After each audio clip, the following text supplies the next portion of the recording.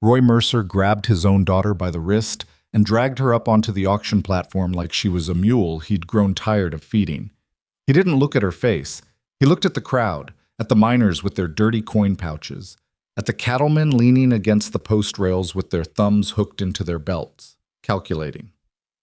20 years old, he called out, his voice carrying the practiced ease of a man who had sold things before. Strong back, clean hands, no trouble in her. Eliza didn't scream. She had learned a long time ago that screaming at Roy Mercer accomplished nothing. She stood straight, jaw locked, eyes dry, and let the fury build somewhere behind her sternum where nobody could see it. The morning sun hit the platform and the crowd pressed closer, and her father still hadn't looked her in the eye. If this story already has your heart pounding, you are exactly where you belong. Subscribe to this channel right now and hit that notification bell so you never miss a single story we bring you. Every week we share powerful tales of courage, survival, and the kind of love that costs something real. Tap the like button if you're already feeling this one, and drop a comment below telling us what city and country you're watching from. We want to see how far this story travels. Now let's go back to that platform in Black Mesa, because what happens next will change everything. The town of Black Mesa sat at the base of a rust-colored ridge in the Arizona Territory, the kind of place that didn't appear on any map a decent person would want to follow. It had grown up fast around a silver strike that had mostly played out, leaving behind the permanent residents that boomtowns always left behind. The saloon keeper, the pawnbroker, the men who made their money off other men's desperation. The main street was wide enough for two wagons to pass without quarreling, and most mornings it smelled like dust and horse sweat, and whatever Henley's cook was burning in the back of the hotel kitchen. It was not the kind of town where a man selling his daughter would cause much of a moral crisis. Eliza had known something was wrong since before dawn.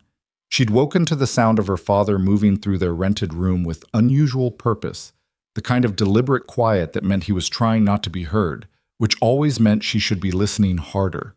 She'd lain still on her narrow cot and tracked his movements by sound, the scrape of a boot, the click of a latch, the low murmur of a man's voice from the doorway that wasn't her father's. She'd sat up then.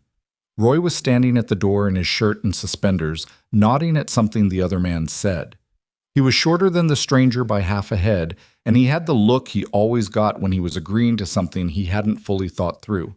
Chin up a little too high, eyes a little too bright. "Papa." Her voice came out flat, not frightened. She'd learned not to lead with fear around her father. "Who's that?" Roy turned. The stranger at the door had a lean face and patient eyes, the kind of eyes that were used to waiting. He was holding a folded paper in one hand. "Go back to sleep, Eliza. The sun's about to come up." "I said go back to sleep." She didn't. She pulled her blanket around her shoulders and watched the stranger hand her father the folded paper. Roy unfolded it, looked at it for a long moment in the way he looked at things when he was pretending to read them carefully, and then nodded again. "Morning," he said to the stranger. "We'll do it in the morning." The stranger left. Roy folded the paper and tucked it into his breast pocket without looking at his daughter, and then he lay down on his own cot with his boots still on and stared at the ceiling. "Papa, what was that?" "Business. Go to sleep." She didn't sleep. She lay in the gray dark and listened to her father's breathing slow and thought about the way the stranger had looked at her across the room. Not the way men looked at women they found interesting. The way men looked at things they were planning to move. By the time real light came through the single window, she had almost convinced herself she was imagining it.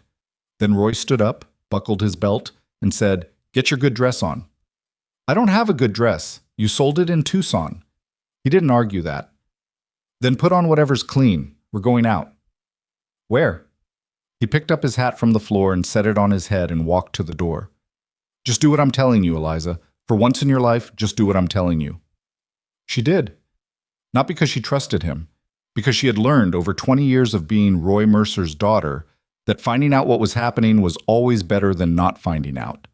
The street was still quiet when they walked out. A few horses stood at rails, a dog slept in the shadow of the feed store. Roy walked quickly, his boots loud on the packed earth, and Eliza walked beside him and watched his face for information. Roy Mercer was 44 years old and looked 60. He had her same dark hair, though his had gone gray at the temples, and her same stubborn jaw, though his had softened into something that looked less like determination and more like erosion. He'd been handsome once. She knew this from the photograph her mother kept before she died. Now he was just worn, the way things got worn when they were used badly and stored wrong. Papa, tell me where we're going. Almost there. That's not an answer. He stopped walking. They were standing near the center of the main street, outside the small building that functioned as both a land office and a general gathering place for whatever civic business Black Mesa pretended to have. A small crowd had already assembled, maybe 30 men, maybe a few more, standing loosely in the early morning light with the relaxed attention of people waiting for something they'd been told would be worth watching. The stranger from the doorway was there, standing on a rough wooden platform that hadn't been there yesterday. Eliza's stomach dropped before her mind had fully caught up. Papa, it's going to be fine. Roy said it quickly, his voice doing the thing it did when he was lying. Slightly too fast, slightly too smooth. It's just a labor arrangement, temporary. You'll work for whoever takes you on, they'll pay me what I owe, and then when the debt's cleared— What debt? His jaw moved. The poker game. The one in Flagstaff. She stared at him. How much? $240? The number hit her like a step that wasn't there. $240 was not a gambling debt. $240 was a catastrophe a man planned his way into over time, not a single bad night. How long? She said. How long have you been carrying that? Eliza, now is not— How long, Papa?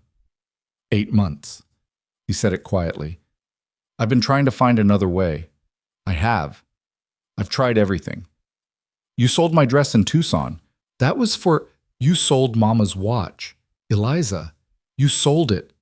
Her voice didn't break. She wouldn't let it break in front of him because he would use it. He always used soft things against her, had been using them since she was small enough not to know better. You sold every single thing we had that was worth anything, and now you're selling me. Roy Mercer looked at the ground. It was the first time that morning that he hadn't been able to meet her eyes, and somehow that was the worst thing. Not the anger in his face, which she could have handled, the shame, the fact that he knew, and he was doing it anyway. It's temporary, he said again. Eliza pulled her arm from his grip. She hadn't realized until that moment that he'd been holding her arm, not tightly, not roughly, but holding it nonetheless, like he'd been prepared for her to run. She thought about running. She looked at the crowd. 30 men, most of them larger than her, all of them watching with that particular quality of attention that meant they were interested and she was the subject. The lean stranger on the platform was watching her specifically, patient and still. She thought about the 14 miles of open desert between Black Mesa and the nearest town. She stopped thinking about running. Roy's hand found her arm again. Don't make a scene, he said quietly. Please, Eliza, just don't make a scene. Get your hand off of me. She said it low enough that only he could hear it. I'll walk up there myself. But if you put your hand on me again today, I will break your nose in front of every man in this town, and I don't care what happens after. Roy let go. She walked to the platform herself. She was aware of the crowd watching her, aware of the whispers beginning at the edges, aware of the way the lean stranger stepped back slightly to give her room as she climbed the 3 wooden steps. She did not look at her father again. She stood on the platform in the thin morning light with her chin up and her hands loose at her sides, and let the men of Black Mesa look at her. This was the calculation she had made. Screaming would make them feel they had power over her emotions. Begging would make them feel generous for whatever pity they extended. But standing still, meeting their eyes without apology, giving them nothing, that was the only form of dignity she had left, and she was not going to surrender it to spare her father's feelings. The lean stranger cleared his throat and began to speak. His name, it turned out, was Hollis. He ran labor arrangements across several mining and ranching operations in the territory, which was apparently a thing that happened in Black Mesa without anyone finding it remarkable. He had a flat business-like voice, and he described Eliza Mercer the way an auctioneer described a horse: her age, her apparent health, her general capabilities, her lack of family obligations that would interfere with service. He did not use the word sold. He used terms like placement fee and labor contract and compensation arrangement. But the men in the crowd weren't confused about what was happening, and neither was Eliza. The bidding started at $40. She watched the faces as the numbers went up. Some of the men were just curious. They're the way people gathered anywhere something unusual was happening. But some of them were calculating, looking at her the way Roy had described, as a thing with a use. A miner near the back kept raising his hand in steady increments, his face empty and businesslike. A rancher in a good coat offered 75 and then 80, and then leaned back and crossed his arms when the miner countered 85. Eliza fixed her gaze on a point above the crowd's heads and held it there. She was not going to let them see her shake. She was shaking. Not her hands. Her hands she kept still by pressing them flat against her thighs, where her skirt hit it.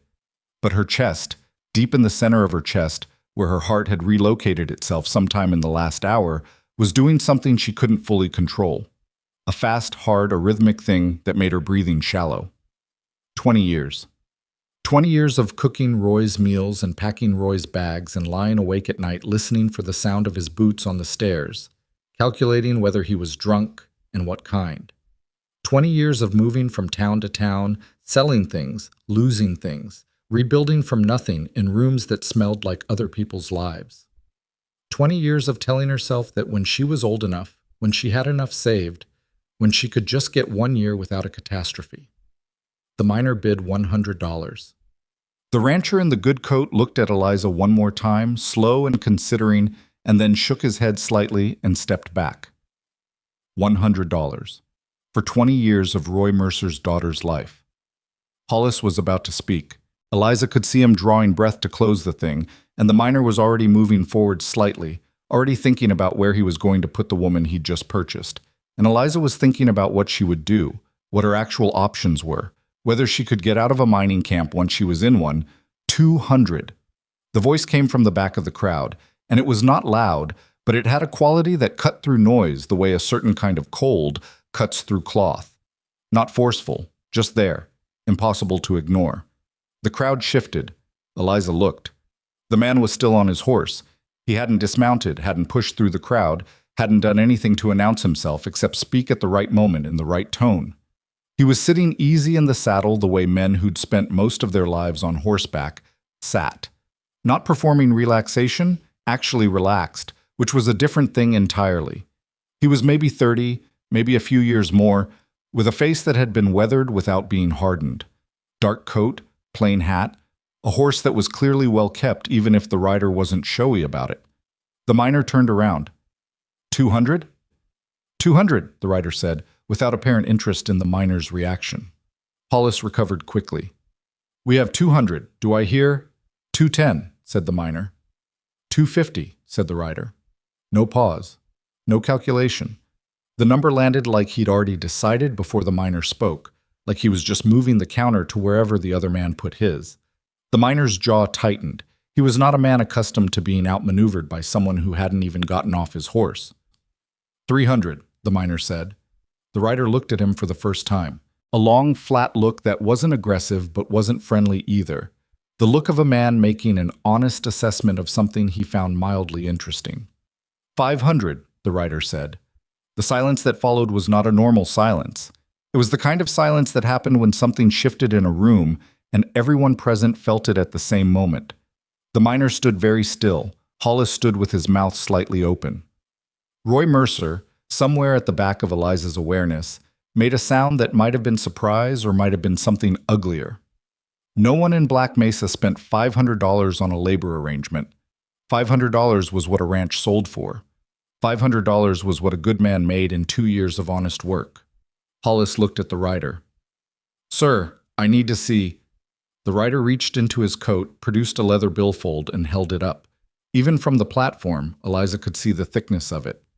Cash, the rider said. Right now. Or I ride out and take the money with me. Hollis wet his lips. The miner looked at the billfold and then at the rider and then at the billfold again, doing math that wasn't going to work out in his favor no matter how many times he ran it. Going once, Hollis said, slightly hoarsely. The miner said nothing. Going twice. Nothing. Sold. The rider dismounted. He was taller than he'd looked on horseback, which was unusual. Usually men shrank when they got off their horses. He moved through the crowd without pushing, people simply making room the way they did for certain kinds of men, and he walked to the platform and looked up at Eliza. She looked back at him. She had made herself a promise on that platform. She was not going to thank whoever bought her. She was not going to perform gratitude for being purchased. Whatever this was, whatever he wanted, She would be clear-eyed about it. He wasn't looking at her the way the miner had looked at her. He wasn't looking at her the way most of the men in that crowd had looked at her. He was looking at her the way you looked at someone when you were trying to figure out if they were all right, steady and concerned without being intrusive about it. He held out his hand, not commanding, just offered. Eliza looked at the hand. She did not take it. She stepped off the platform herself, using the steps, landing solidly on her own 2 feet. She stood in front of him on the same level and met his eyes, which were gray or green. She couldn't quite tell in the morning light, and said, "What do you want?" Not a question, a statement, a demand for accounting. Something shifted at the corner of his mouth. "Not what you're thinking." "You don't know what I'm thinking." "Fair enough." He glanced at Hollis, who was counting the bills with the concentration of a man who wanted very badly not to be involved in whatever conversation was happening nearby. Then he looked back at Eliza. "My name is Silas Hawthorne. I have a horse ranch about 2 days' ride north of here. You can come with me, or you can stay here. That's your choice." "That's my choice," she repeated. "Yes." "You spent $500 on a woman you've never met, and now you're telling me I can choose whether to go with you." "That's right." She searched his face for the angle. Every man had an angle. Roy had angles within his angles, a whole architecture of self-interest built up over years. The miner had been obvious, which almost made it simpler. This man, Silas Hawthorne, with his plain coat and his well-kept horse and his $500 in cash. This man was not obvious, and that made her more cautious, not less. "Why?" she said. He was quiet for a moment.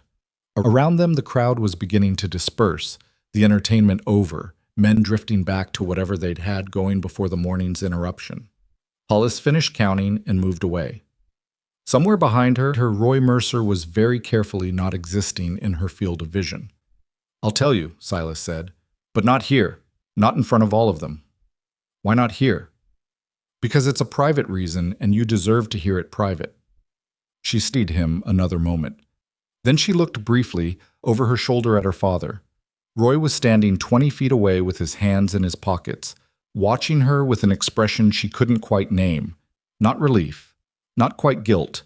Something between the two that she recognized as the face Roy made when he'd done something he needed to tell himself was necessary. She thought about walking over to him. She thought about the things she might say, the accounting she could demand, the years of accumulated small wrongs she could finally lay out in the open where he'd have to look at them. She turned back to Silas Hawthorne. "I'll need 5 minutes to get my things," she said. "Take 10. She went back to the room she'd shared with her father for the last 3 weeks.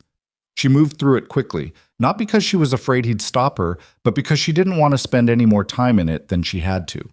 She had one traveling bag, a brown canvas thing with a broken clasp she'd fixed twice with cord. She packed what was in it, which wasn't much. A change of clothes, a small mirror her mother had left her. That was too cheap to sell. A book she'd borrowed from a school in New Mexico and never returned because she'd had to leave too fast. She was at the door before she let herself stop. She looked at the room one more time. At Roy's cot, unmade, his coat thrown over the foot of it. At the single chair with the cracked leg. At the window that looked out onto nothing but the alley between this building and the next one. She thought about everything she was leaving behind. Then she thought about what she was leaving behind, and she picked up her bag and walked out. Roy was waiting in the street, not blocking her. He wasn't that stupid, but positioned where she'd have to walk past him. "Eliza." His voice was rough. She stopped. She owed him that much at least. One moment of stopping. "It was the only way out," he said. "I want you to know I tried—" "Don't." She said it quietly. "Don't tell me what you tried, Papa. Don't tell me how hard it was for you to do it." His throat moved. "He seems like a decent enough man, Hawthorne." "You don't know him." "No." He paused. "Neither do you." That was true, and it landed with a weight he probably hadn't intended. She shifted the bag on her shoulder and looked at her father's face one long last time. The weathered creases, the gray at his temples, the eyes that had always been good at looking sorry without actually changing anything. And she said, "Don't follow me. Don't write to me. Don't find out where I've gone and come looking when you're broke again." Roy's jaw worked. "You're my daughter." "I know what I am." She looked at him steadily. "I also know what you are. And I'm done letting one of those things be more important than the other." She walked past him. He didn't stop her. Silas was waiting with his horse and a second animal, a steady-looking roan mare with honest eyes, already saddled. He said nothing when she approached, just held the roan's reins out to her with a question in the gesture, letting her decide if she knew what to do with them. She'd learned to ride when she was 11, on a neighbor's farm outside of Santa Fe, during one of the months that Roy had been persuaded he wanted to try honest work, and they'd stayed somewhere long enough for her to learn a thing. She took the reins, checked the girth without being asked, and mounted. Silas swung up onto his own horse. He didn't compliment her on knowing how to ride. He just turned his horse north and said, "There's water in about 3 miles. We'll stop there." "All right," Eliza said. They rode out of Black Mesa without looking back. Or at least Eliza didn't look back, and she wasn't going to check whether Silas did. The town shrank behind them and the desert opened up ahead, wide and rust-colored and enormous. The kind of landscape that made a person feel very small and very free at almost the same moment. The silence between them was not uncomfortable. That surprised her. She had expected to feel the pressure of it, the way you felt the pressure of silence with people who needed to fill it, whose quiet was always borrowed against future noise. But this man's silence had a settled quality, like he was genuinely fine with not talking, like talking was something he did when he had something to say rather than something he did to fill the air. It lasted until they reached the water she'd been promised, a shallow creek running clear over pale stones, edged with the low, scrubby trees that managed to exist near water in this part of the territory. They dismounted and let the horses drink, and Silas crouched down and filled the canteen he pulled from his saddlebag, and that was when Eliza decided. "You said you'd tell me," she said. He looked up. "The reason. You said you'd tell me private." She looked around at the open landscape, the creek, the 2 horses, the 2 of them. "There's nobody out here but us." Silas sat down on a flat rock near the water's edge. He held the canteen in both hands and looked at it for a moment.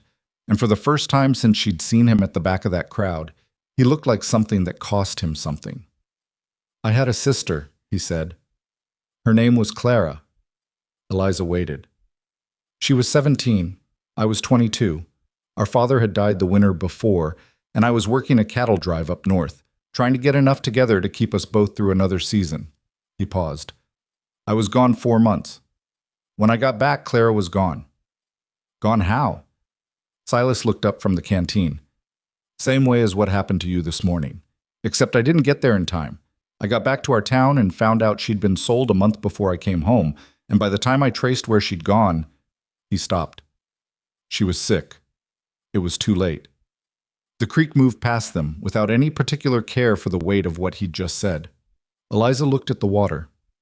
"And the man who did it?" "He ran. I spent the better part of 2 years looking for him." His voice stayed level. Not empty. Level. There was a difference. Followed him through 3 territories. Heard he'd ended up somewhere near Black Mesa. He looked at her directly.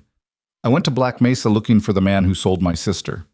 The pieces arranged themselves in her mind slowly, and then all at once. "Her father's name," Eliza said. Silas nodded. "Roy Mercer." The sound of the water, the horses shifting on their feet, the vast and impersonal sky above the rust-colored desert. Eliza sat very still on the rock across from Silas Hawthorne and looked at the man who had come to Black Mesa to find her father, and instead had spent $500 to take her away from him, and thought about the word accident and the word fate, and how neither of them quite fit, and she wasn't sure anything did. "What were you going to do?" she said. "When you found him?" Silas didn't answer right away. It was not the hesitation of a man who didn't know. It was the hesitation of a man who knew too precisely and was deciding how honest to be. "Something I probably couldn't come back from," he said finally. She looked at his hands on the canteen, steady, not shaking, not tight. "And then you saw the auction," she said. "And then I saw the auction." Something moved across his face. Not guilt exactly, more like a man accounting for the moment his own plan stopped making sense to him. "I saw you standing up there and not begging. I've seen a lot of people on that platform over the years. Not that exact platform, but that situation, auctions, labor arrangements, whatever people want to call it, and most people beg. It's the natural thing to do." He shook his head slightly. "You didn't." Eliza said nothing. "I don't know exactly what made me do it," Silas said. "I've thought about it since. even just in the last few hours. I don't have a clean answer. He met her eyes. But I know that what I'd been carrying for 3 years felt lighter the minute I made that bid, and heavier again the minute I thought about what I'd been planning to do with your father. Clara, Eliza said. Clara, he agreed. She thought about the photograph that didn't exist of the girl she'd never meet, 17 years old, and Roy Mercer's particular brand of necessary evil falling on her like a door off its hinges. She thought about her own 20 years. I don't forgive him, she said clearly. I want to say that plainly. Whatever you decide about what to do with Roy Mercer, I don't forgive him, and I'm not asking you to. I'm not asking you to. Good. She picked up a small stone from the ground near her foot and turned it over in her fingers. What is it you actually want from me, Silas? Honest answer. He looked at her steadily. Honest answer. I want to get you somewhere safe. After that, whatever comes next is your business. You spent $500 for that. It seemed worth it at the time. And now? A pause. Something that was almost a smile but not performed, just present. Still seems worth it. Eliza turned the stone over one more time and then set it down by the water's edge. I'll work for my keep, she said. I don't take charity. I wasn't offering charity. I was offering employment, if you want it. Ranch work. Honest wages, your own room, and you leave whenever you decide to leave. And if I decide to leave tomorrow? Then tomorrow, I find another housekeeper. She looked at him. He meant it. She could read a man who meant something and a man who was saying what he thought he was supposed to say, and this was the first kind. All right, she said. She stood up and brushed the dust from her skirt and picked up the roan's reins. I don't know you, she said. I want you to know I know that. I'm not going with you because I trust you. I'm going with you because the alternative is standing alone in the Arizona desert with $3 and a broken bag, and I'm practical enough to know which situation gives me better odds. That's fair, Silas said. It is. She put her foot in the stirrup and swung up. But I'll figure out whether you're worth trusting. I'm good at that. I've had a lot of practice. He mounted his own horse. I imagine you have. They turned north together and rode into the afternoon, the creek falling away behind them, the desert stretching out ahead with the particular indifference of a landscape that had seen everything and kept no score. And somewhere back in Black Mesa, her father was counting money that wasn't really his, and her life was beginning, improbably, under the widest sky she had ever seen. They rode north for the rest of that day and most of the next, stopping only when the horses needed it or the light gave out completely. Eliza learned Silas's travel habits the way you learned anything important about a person, not from what they said, but from what they did without thinking. He checked the horses before he checked himself. He slept light, waking at sounds she didn't even register until after he'd already moved. He rationed water without making a production of it, just quietly kept track, and when they made camp the first night, he handed her the larger portion without comment and ate his own without apparent resentment. She noticed all of it. She filed it away in the part of her mind she'd developed over 20 years of needing to know exactly what kind of person she was dealing with and how fast things could turn. The second morning she woke before him, which surprised her. She'd expected a man like that to be up with the dark, and instead she found herself sitting by the cold fire pit watching the sky go from black to purple to a thin raw pink, while Silas Hawthorne slept with his hat over his face and his breathing so slow and even it almost irritated her. She heated water on the rebuilt fire and made coffee. She'd found the small tin in his saddlebag when she'd been looking for something else, and she'd made it anyway because it seemed like a useful thing to do. And by the time the coffee was ready, he was awake, sitting up with the hat pushed back and a crease on his cheek from whatever he'd been sleeping on. He looked at the coffee, then at her. You didn't have to do that, he said. I know I didn't. I wanted something hot. She handed him a cup. Don't make it into something. He didn't. He drank the coffee and didn't say anything about it, and that was the moment she decided he might be slightly less dangerous than she'd initially calculated. Slightly. They reached the ranch late in the afternoon of the second day, coming over a low ridge and down into a broad valley where the light hit differently. Softer, somehow, trapped between the hills on three sides and the line of cottonwoods along the creek that cut through the property's eastern edge. The main house was not what she'd expected. She'd built up a picture in her head based on nothing, really, the word ranch and the sense she'd gotten of this man, and she'd imagined something spare and functional and male in the way that bachelor spaces always got male, useful and unloved. The house was not unloved. It was not decorated in any feminine sense, nothing that suggested a woman's hand had been at work on it recently, but it had been cared for. The porch was solid. The roof looked sound. Someone had planted something along the front fence that had since gone wild but had clearly once been intentional. "It's not much," Silas said, and she realized he was watching her face. "I didn't say that." "You were thinking it." "I was thinking it's better than I expected," she said, which was true enough. "How long have you been here?" 6 years, bought it from a man who went broke trying to run cattle on it. Turns out it's better for horses. There were 3 ranch hands she met that evening. Pete, a wiry man in his 40s who seemed to communicate primarily in grunts and who she immediately respected for this. A younger one called Denny, who had the anxious helpfulness of someone raised to apologize for existing. And a third named Garrett, who was somewhere in between and who looked at her with open curiosity that was at least honest. "She's taking on the housework," Silas said to the 3 of them without preamble, standing in the yard in the last of the day's light. "Her name's Eliza. She's working, not visiting, so treat her accordingly." Pete grunted. Denny nodded with the eagerness of a dog shown a ball. Garrett said, "Yes, sir," and kept looking at Eliza with the same open curiosity, and she looked back at him until he looked at something else. Silas showed her the room that would be hers, a small space off the back of the main house with a single window that faced the corral, a narrow bed with a good mattress, a washstand, and a hook on the wall for hanging things. It had the settled smell of a room that hadn't been used recently but had been kept clean, which was another small mark in the ledger she was keeping on Silas Hawthorne. "Lock works," he said, indicating the door. "Key's yours." She looked at him. "I thought you'd want to know that," he said without embarrassment. "Given how you came to be here." She took the key. "Thank you."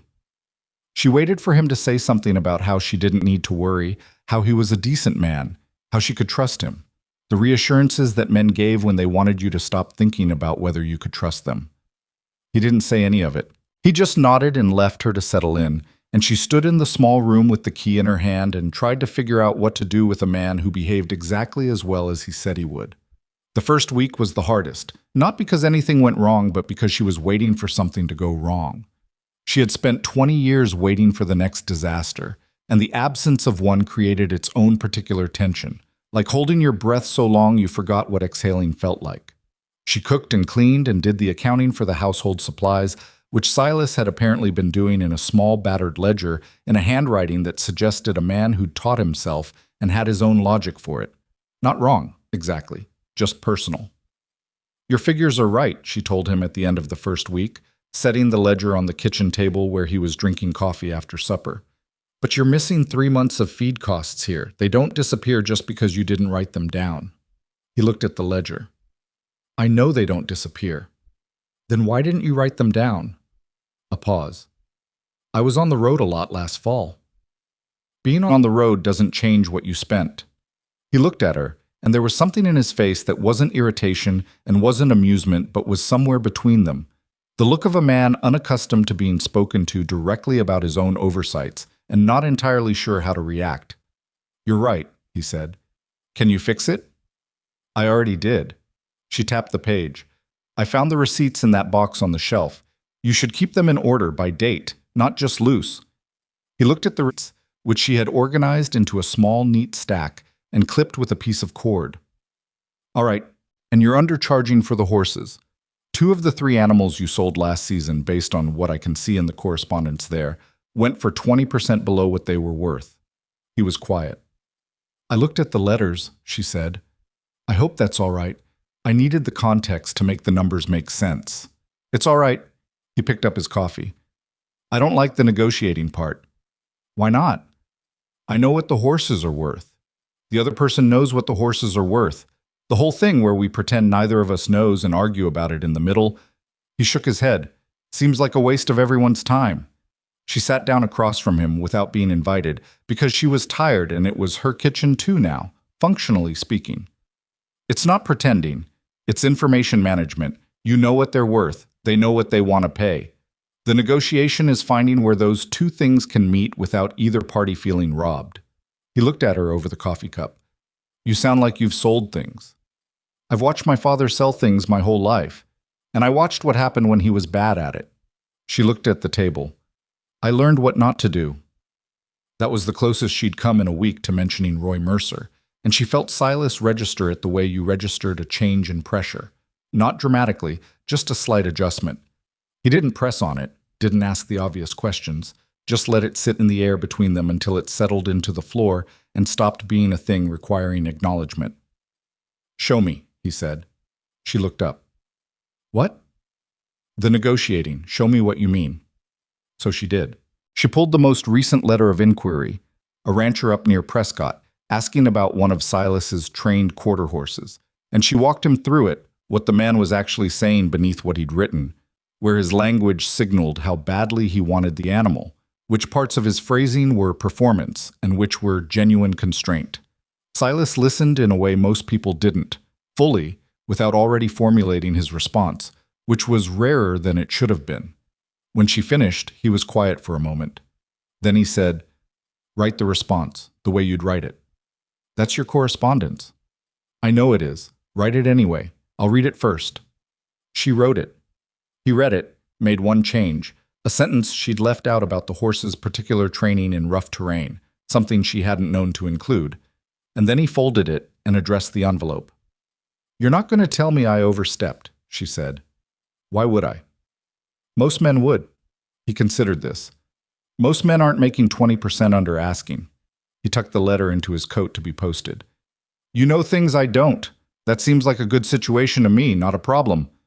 Eliza sat with that for a moment because it was strange, genuinely strange, in the way that things you hadn't expected to encounter were strange. Not bad, just requiring a moment of adjustment. The second week she found the books. There was a shelf in the main room, tucked in the corner behind the door that led to the yard, that she'd assumed held ranch records and reference materials. It did hold those, but it also held a dozen other books. Not ordered, not displayed, just stacked with the disorganized confidence of someone who read regularly and replaced things wherever they fit. She was dusting the shelf on a Tuesday morning when she pulled the first one out to clean behind it and then, without planning to, stood there reading the first page. It was a novel. She hadn't read a novel in 3 years. She read the first page, then the second. Then she realized she was standing with a dustcloth in one hand and 12 pages further along than she'd intended to be, and she put the book back on the shelf and finished the dusting. That night she asked, carefully, "The books on the shelf in the main room, are they yours?" Silas was cleaning a piece of tack at the table, working oil into the leather in the patient, repetitive way he did physical tasks. "Most of them, a couple left by the previous owner. Why?" "I was wondering if I could borrow one." He looked up. "You don't need to ask."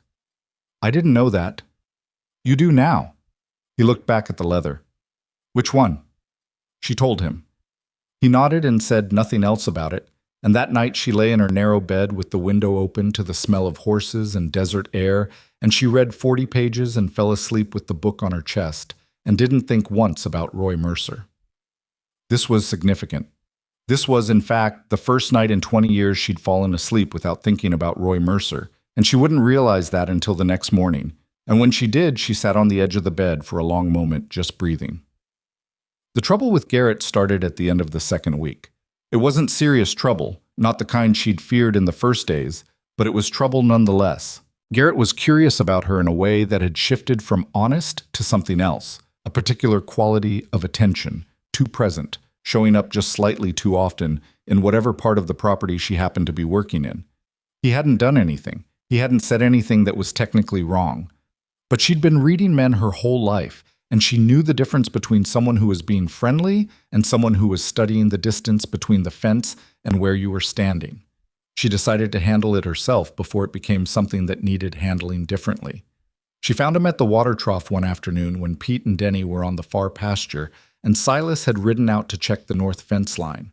She walked up direct and stopped close enough that the conversation was obviously private and said, "I'm going to say something to you and I need you to hear it straight." Garrett looked surprised, which she'd intended. "All right. I know what you've been doing the last week. I'm not angry about it, I just need it to stop." She kept her voice even, not hostile, not pleading. "I'm working here. I'm not here for anything else. If that's clear between us, we can get along fine. He had the grace to look uncomfortable. I didn't mean, I know what you meant, and I know you didn't intend it badly, but I need it to stop. A pause. His jaw shifted. Does Mr. Hawthorne know you're talking to me about this? She looked at him. No. And if he finds out about this conversation, it won't be because I told him. I handled it myself because I am a person who handles things myself. She gave him a moment for that to settle. Are we clear? Garrett looked at her for a long moment, and she held the look without blinking, without challenging, without any of the performance that would have made it about pride instead of sense. Yes, ma'am, he said. Good. She started to turn, then stopped. You're actually good at your work. It would be a shame to complicate that. She walked back to the house and finished what she'd been doing, and Garrett was professional and easy from that day forward, and she never found it necessary to mention any of it to Silas, which was the right way for it to go. She told Silas about Clara. Not directly. He had already told her the story, and she already knew the shape of it. But she told him what she knew about Roy's history, the parts she'd pieced together over years from overheard conversations and the occasional drunk confession and the weight of things that were never explained but always present. She told him about the year they'd been in a town in New Mexico when she was about 15, and Roy had come home twice with money she couldn't account for and a restlessness she associated with having done something he wasn't proud of. She told him she hadn't known what it was at the time. She hadn't had the context. You think that was when it happened, Silas said. They were sitting on the porch in the early evening, the light going long and gold the way it did in this valley, in a way she was starting to pay attention to. With Clara. I think so. I was 15, so it would have been about 8 years ago. That matches. He was quiet. I didn't know, she said. I want to say that plainly. I was 15 and I didn't have any way of knowing what my father was doing outside of my direct sight. I know that. I'm not sure I'm not telling you for my own benefit, she said, because she tried to be honest about her own motives. But I'm telling you. I know. He leaned his arms on his knees and looked out at the corral, where 2 horses stood in the last of the day's warmth. It doesn't change anything about you and me. Whatever Roy Mercer did is Roy Mercer's to carry. He's not carrying it, she said. That's the thing with men like him. They put it down and walk away and other people carry it for them. Clara carried it. You carried it. I carried 20 years of being his daughter. She stopped. He doesn't carry anything. He just makes debts. Silas didn't answer right away. Then he said, I spent 3 years carrying the idea of what I was going to do to him when I found him. I thought it was justice. I told myself it was justice. He exhaled slowly.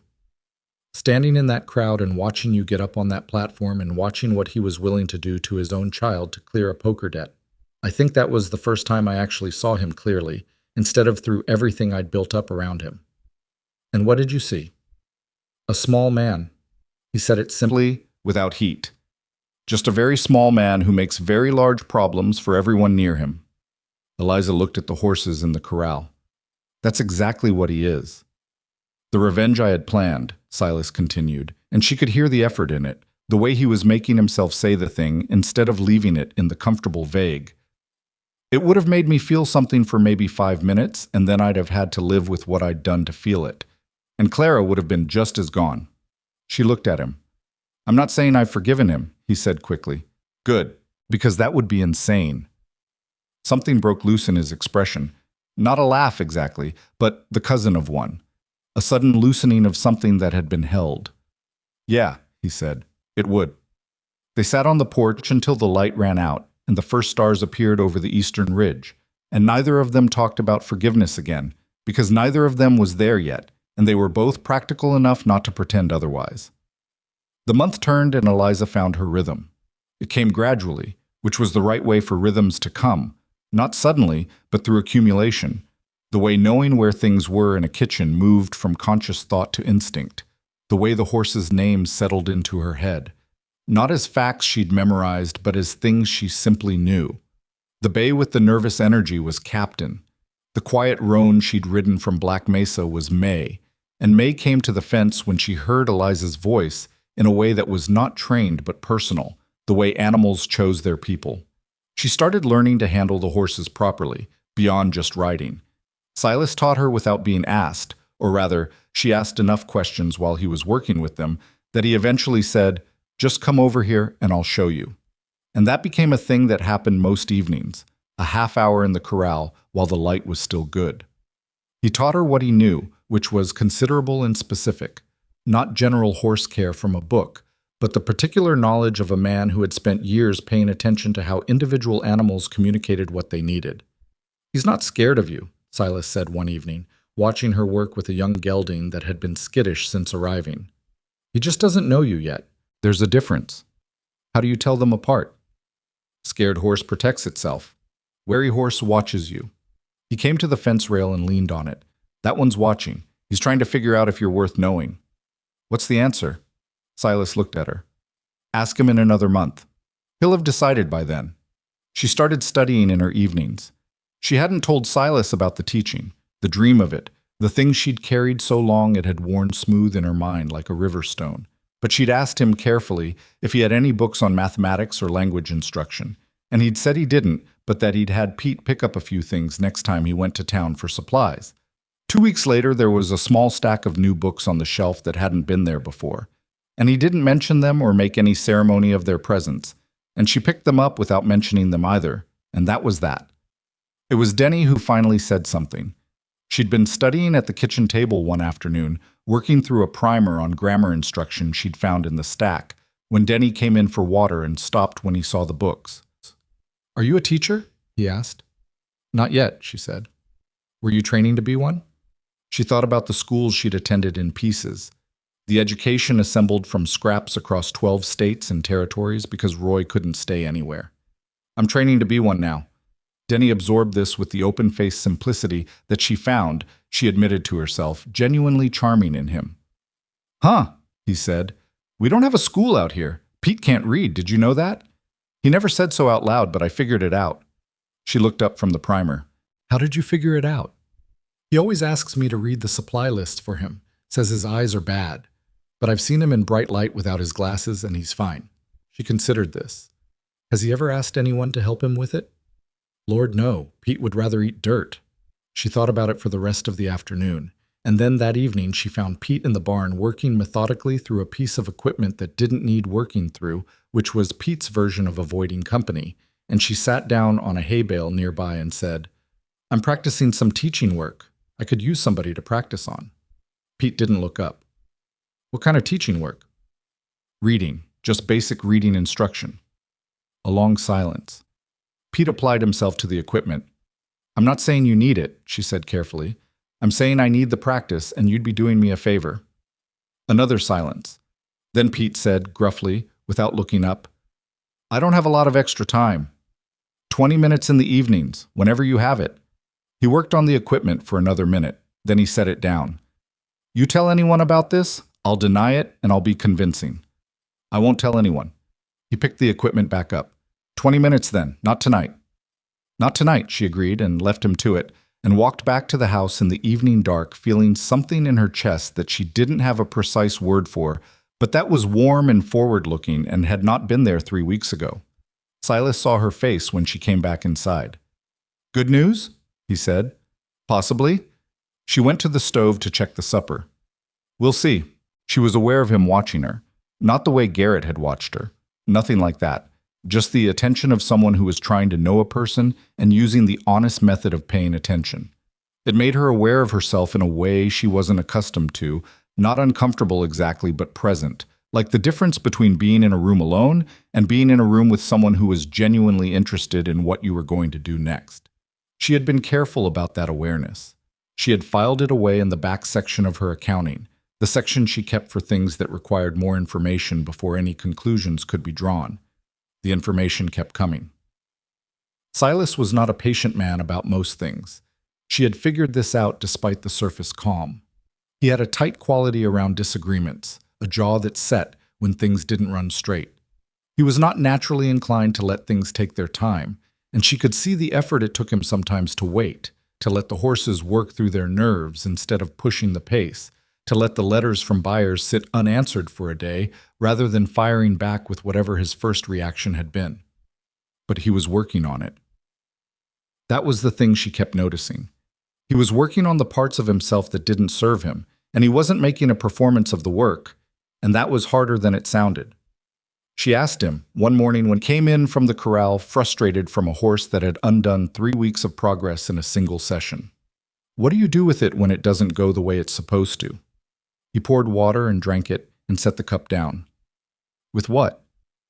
"The anger. When you can't make something work and you know you're going to have to start over." He looked at the cup. "Usually I go fix something." "What if there's nothing that needs fixing?" "Then I find something that needs it anyway." He almost smiled. "I've got the best maintained fence line in the territory." She laughed. She hadn't expected to, and it came out a little ungainly, not her social laugh, but the real one.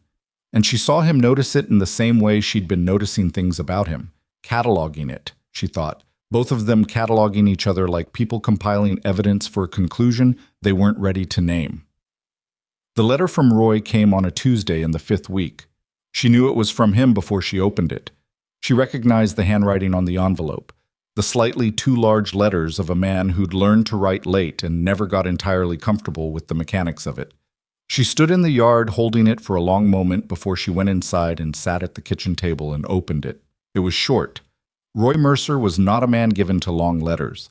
It said he'd left Black Mesa, that he was in a town in New Mexico now, that he hoped she was all right. It said he was trying to do better. It didn't say what better meant, or what the evidence of it was, or what had changed, and she had seen enough of Roy's trying to know that the word doing very little carrying weight without specifics. At the end it said he was sorry. She sat with that for a long time. Silas came in for the noon meal and stopped when he saw her at the table. He read her face the way he'd gotten good at, without asking, just taking in the information and adjusting. "You don't have to tell me," he said. "It's from Roy." She held the letter loosely. "He says he's sorry." Silas sat down across from her. He didn't reach for the letter, didn't lean in to read it, just sat. "What do you want to do with it?" he said. She looked at the letter. She thought about the platform in Black Mesa, the morning light, the crowd, the count to 500. She thought about Clara at 17 and herself at 20, and the creek where Silas had told her the truth. She thought about 20 years of making herself smaller so Roy could be bigger, and what all of that had actually cost her, not in money, not in things sold, but in the quieter accounting. "Nothing," she said finally. "I don't want to do anything with it." "Okay." "I don't think sorry means anything without something attached to it, without what changes." She set the letter on the table. "Maybe he means it, maybe he doesn't, but either way, it's not my job to figure that out for him." Silas nodded. She folded the letter. "I'll put it away somewhere. Maybe one day I'll want to look at it again and feel differently." She paused. "Or maybe I won't." "Either one's all right," he said. She looked at him across the table. This man who had ridden into a town looking for revenge and come out the other side of it carrying her bag and her roan mare and the beginning of something she was still trying to find the right word for. "Thank you," she said, "for not telling me how to feel about it." He looked slightly taken aback, like the thanks had landed in an unexpected place. "I wouldn't do that." "Some men would."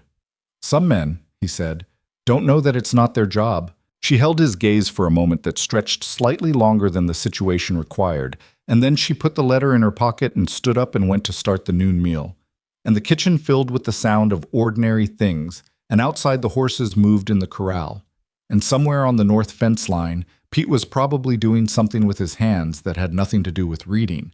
And Eliza Mercer stood at the stove in a kitchen that was beginning to feel, dangerously and improbably, like a place that might eventually feel like hers. The weeks stacked up the way good weeks did, quietly, without announcing themselves, each one adding its weight to the structure of something that was beginning to feel solid. Eliza noticed the change not in any single moment, but in the accumulation of small things. The way she stopped cataloging exits when she entered a room, the way she stopped tracking Silas's movements as potential threats and started tracking them out of something closer to habit and interest. The way she started thinking in terms of next month rather than tomorrow. Pete could read 12 words by the end of their 3rd session together. He refused to acknowledge that this was progress, grunted at her corrections, and showed up exactly on time every evening they'd agreed on, which was the most honest form of enthusiasm a man like Pete possessed. She accepted it without comment and taught him the next 12 words. Denny had, without being asked, started fixing the broken latch on the root cellar door that had been annoying her since her second week. He didn't mention it. She didn't mention it. The latch worked now. The horse, the young gelding that had spent 3 weeks deciding whether she was worth knowing, walked to her at the fence on a Thursday morning without being called. She stood very still and let him come, and when his nose touched her open palm, she breathed out slowly and thought, "All right then. All right." Silas saw it from across the yard. He was carrying a length of rope toward the barn, and he stopped and watched and then kept walking without saying anything. But she'd gotten good enough at reading him to know that the not saying was its own kind of language. The spring had turned to early summer in the valley, and the days were long now, light lasting until nearly 8 in the evening, the air carrying the dry sweetness of the range grass coming in along the hillsides. Eliza worked in this light, cleaned in it, studied in it, sat on the porch in the last of it, while the horses in the corral moved through their slow end-of-day rituals. She was putting weight back on. She knew this from the way her clothes fit differently, from the fact that she'd had to take in a seam in one direction and let it out in another. She hadn't been eating badly before, not technically, but there was a difference between food consumed for fuel and food eaten in a kitchen where supper was a thing that happened at a table, with other people, with enough. She wrote to a schoolhouse in Prescott. It had been Denny's comment, all those weeks ago, "We don't have a school out here," that had planted the seed, and it had been germinating in the back of her mind all through the spring while she studied her primers and taught Pete his words, and thought about the children she'd seen on the ranches surrounding them, farm kids running wild through summer with no more schooling than whatever their parents could spare time to give. She had composed the letter in her head for 2 weeks before she sat down and wrote it out. She addressed it to the schoolhouse administrator in Prescott, asked about certification requirements, asked about the possibility of a traveling instructor position, the kind of arrangement that would allow her to work across several remote properties on a circuit rather than being tied to a single building. She posted it without telling Silas.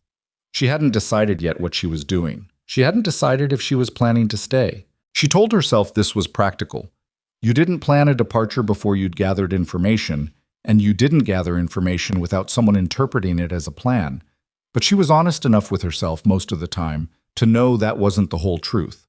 The whole truth was more complicated, and she wasn't ready to look at it directly yet. Silas announced the cattle drive 3 weeks into June. He told the 3 of them at supper. Not just the hands, Eliza too, because by that point supper was a communal thing that had evolved from her cooking for herself and leaving a pot for whoever wanted it into something that happened at the big table in the kitchen every evening without anyone having formally decided it would. He told them he'd contracted to deliver 28 head to a buyer in Yuma, that it would take most of 3 weeks, that Pete and Denny would come with him. "Garrett's staying," he said. "He'll handle the horses." Garrett nodded. Silas looked at Eliza. "You'll be all right?" She held his gaze. "I've been all right my whole life." "That's not what I asked." "I know." She picked up her fork. "Yes, I'll be all right." He left instructions, which she didn't need, and he left them anyway, which she understood. On the morning of departure, he saddled Captain and checked the equipment and spoke to the men about the route, and then stood in the yard for a moment that ran slightly longer than practical purposes required, looking at the house the way a person looked at something they were going to miss. She was standing on the porch. She said, "The north fence line's your responsibility, not mine. Don't blame me if it deteriorates while you're gone."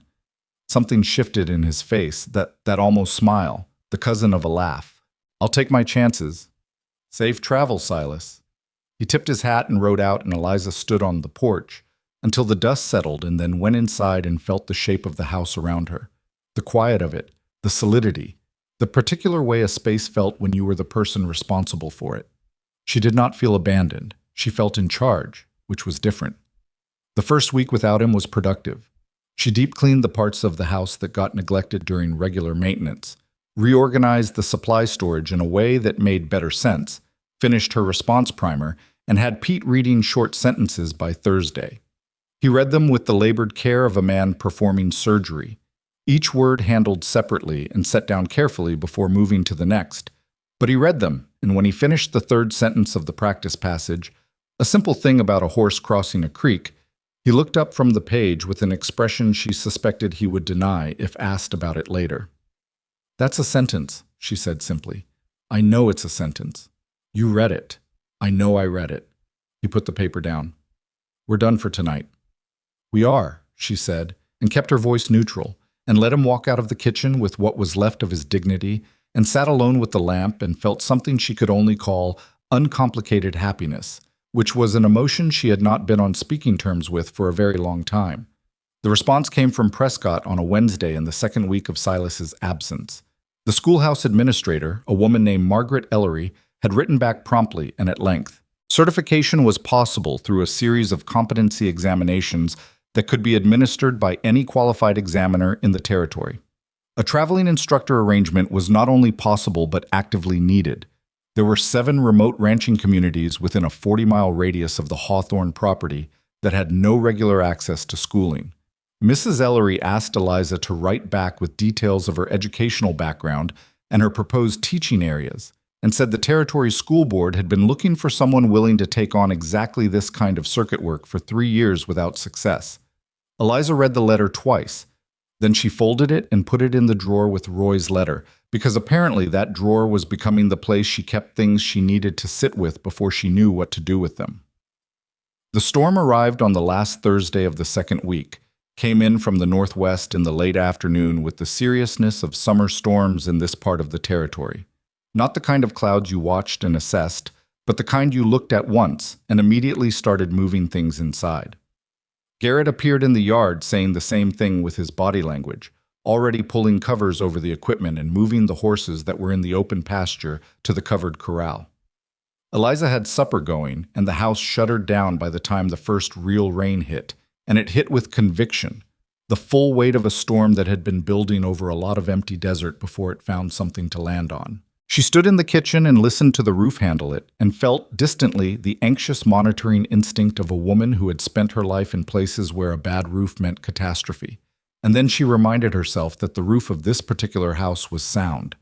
Silas had checked it in April. She'd watched him check it, had handed him the tools he needed, and it was sound. The knocking came at the front door 2 hours into the storm, at well past full dark. She heard it over the rain, 3 hard impacts. Not polite, the knock of someone who needed to be heard and wasn't sure they could wait. She took the lamp to the door and opened it with her hand on the small kitchen knife she'd pocketed when she heard the sound. This was not paranoia. This was sense. There were 2 of them, a man and a younger man. She saw that immediately. The older one with his arm around the younger one's shoulder and the younger one listing badly to one side. They were soaked through, both of them, and the younger man's face was a color she didn't like. That particular gray-white that happened when a person's body was working too hard to manage something it didn't have enough resources to manage. "Ma'am, I'm sorry to—" the older man started. "Get him inside." She stepped back and held the door wide. "Come in. We don't want to impose—" "You're imposing on my rug if you stand there much longer. He's bleeding through his shirt. Come in." They came in. The older man half carried the younger one to the bench. She pointed at near the fire, and in the better light she could see the problem clearly. A gash along the younger man's upper arm that had been wrapped in a piece of cloth that had done what improvised bandaging usually did, which was delay rather than solve. The cloth was saturated. She looked at the wound professionally, the way she'd learned to look at problems over a lifetime of being the person who solved them with whatever was available. "What happened?" she said, already moving to the supply cabinet for the medical kit that she'd reorganized 2 weeks ago and could now locate in 20 seconds rather than 3 minutes. "Our wagon went over in the wash," the older man said. He was in his 50s, she registered, solid and weathered with the look of a working rancher rather than a drifter. His own hands were cut from what was probably the same accident, but nothing that needed immediate attention. "The boy's arm got caught under the tongue when it went. We had another man with us. He rode for help, but we don't know where he ended up." "What's his name?"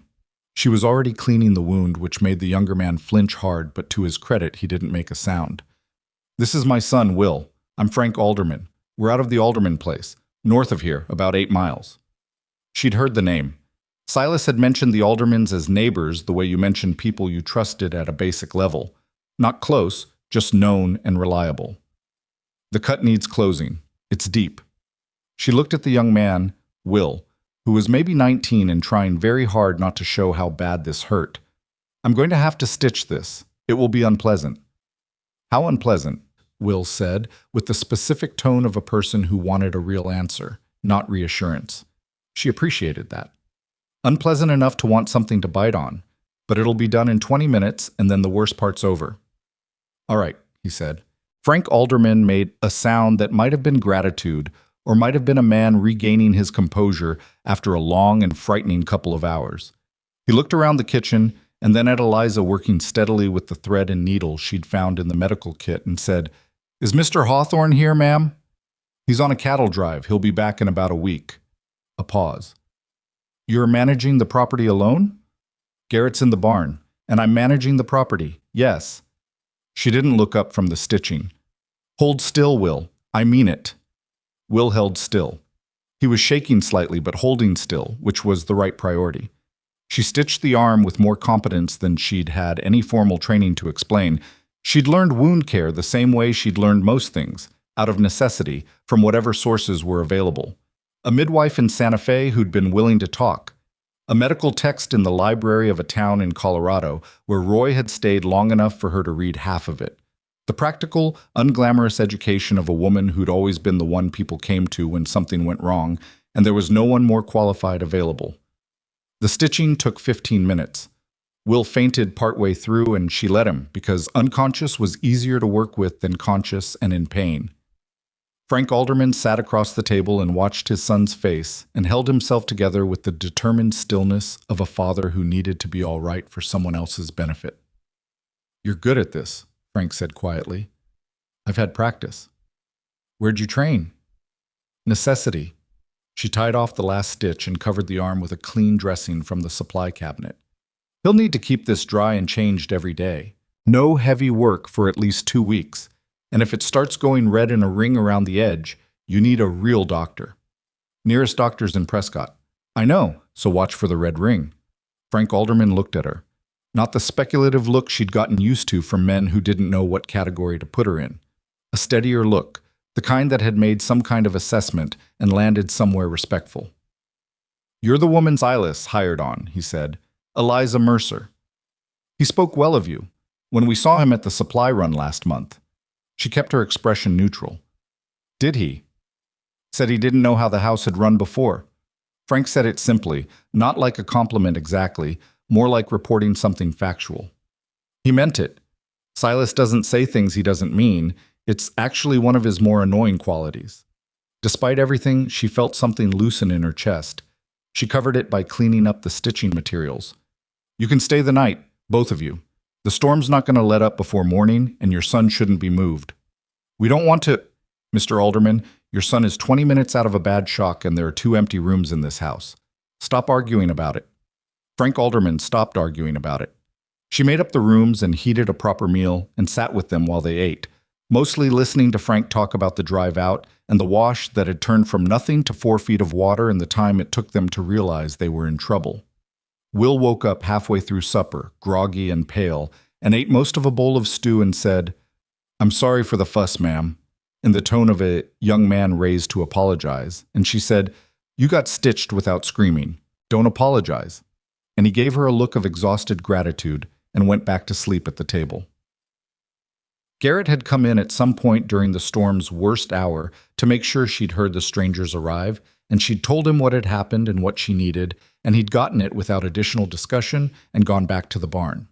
She registered this, the ease of it, the way the thing that needed doing got done, and filed it in the ledger, the invisible ledger she'd been keeping on this place and these people since the day she'd arrived. The storm blew itself out before dawn. She was awake when it went quiet, lying in her narrow bed listening to the transition from wind and rain to the stillness that followed a big storm. A particular quality of silence, washed clean. She lay still in it for a while and then got up and started the fire for breakfast. Frank Alderman found her in the kitchen at first light. "I want to ask you something," he said, sitting down at the table with his hat in his hands. "And I hope you won't take offense." She poured him coffee. "Ask it." "There's talk." He said it carefully, the way people said careful things. "In town, at the supply store, a few places, about how Hawthorne got you, where you came from." She set the coffee pot down. What kind of talk? The kind that's not generous about what you are out here. Whether it's, he stopped. Whether it's respectable.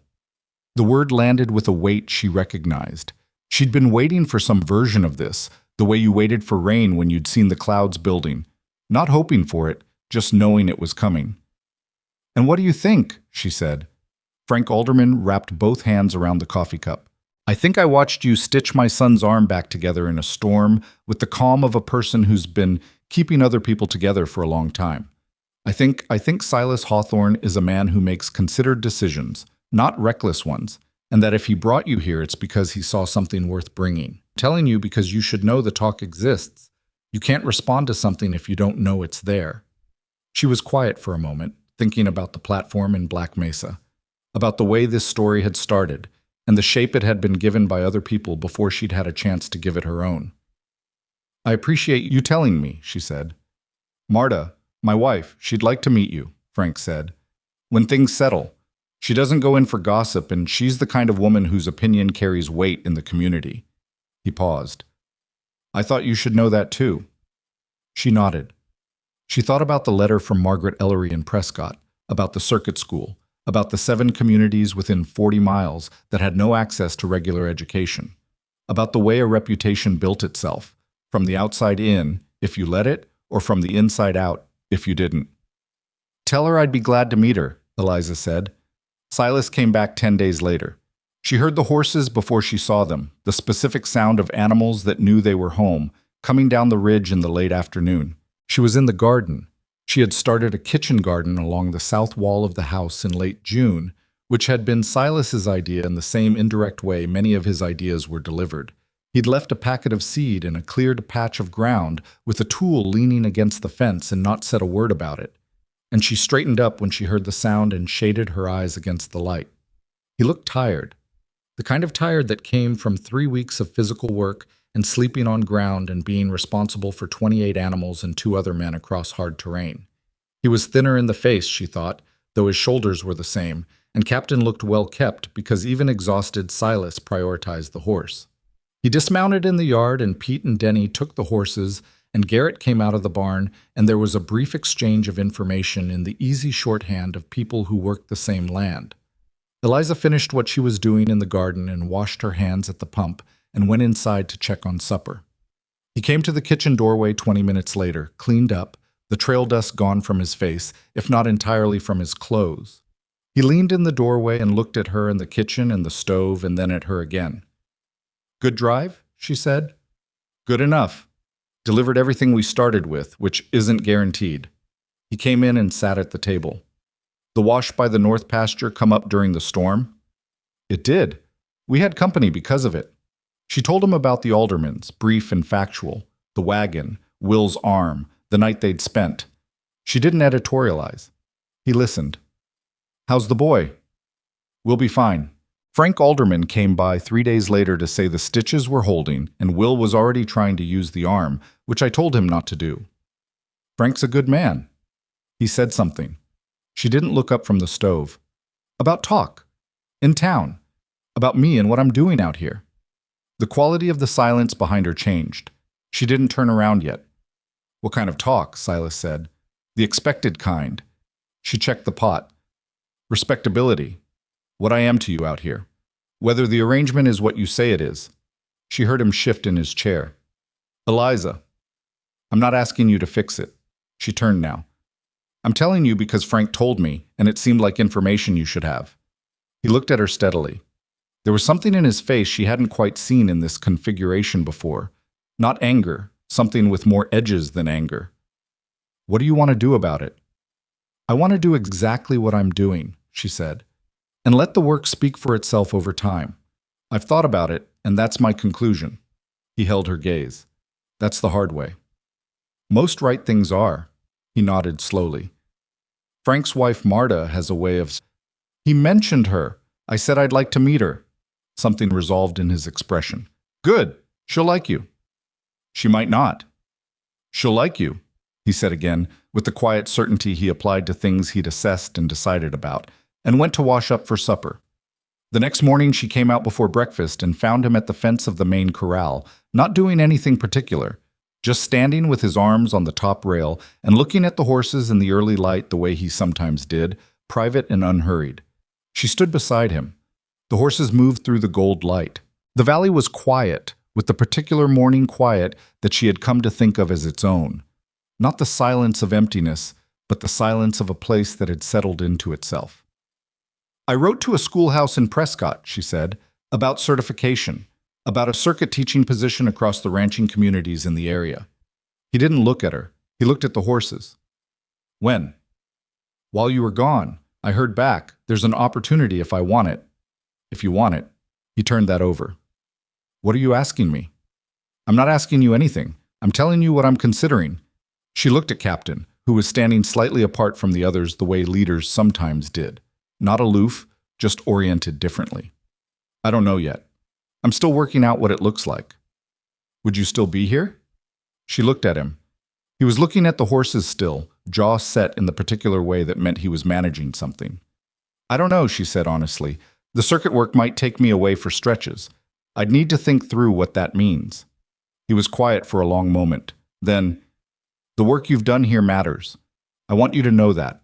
Not just the house and the accounting, though that's mattered too.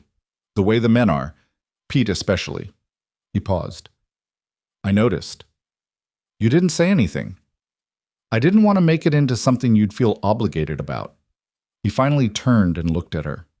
If you become a teacher, it's because you should. Not because you owe me anything. I know I don't owe you anything, she said. I know you know. I'm saying it anyway. She held his eyes. The morning light was coming over the east ridge now, hitting the valley in that specific way it had, and she was aware of standing in it beside this man who had come to Black Mesa to do one thing and done another, who was watching her with a look that was trying very hard to be neutral and was not entirely succeeding. I haven't decided, she said. I know. I might decide to stay. I might decide to go. I might decide on something in between. I know, he said again.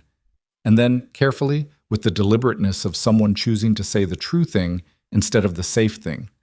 I just need to know you're deciding for the right reasons. Not because you feel you owe me, and not because you feel like this is the only thing available to you. He looked back at the horses.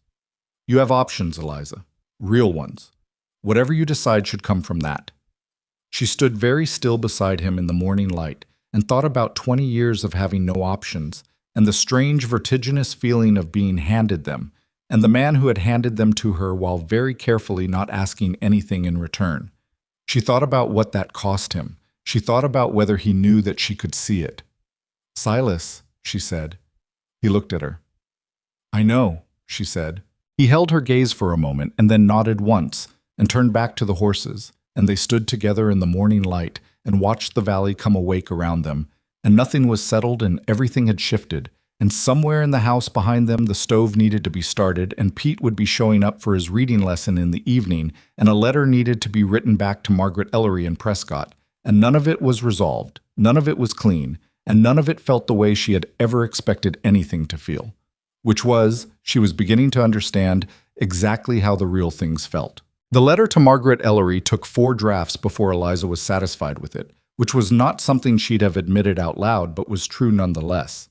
The first 3 versions were technically fine, accurate, appropriately detailed, professionally worded, but each of them had something underneath the words that she didn't want there, a quality of asking permission rather than stating intention, and she kept catching it and starting over.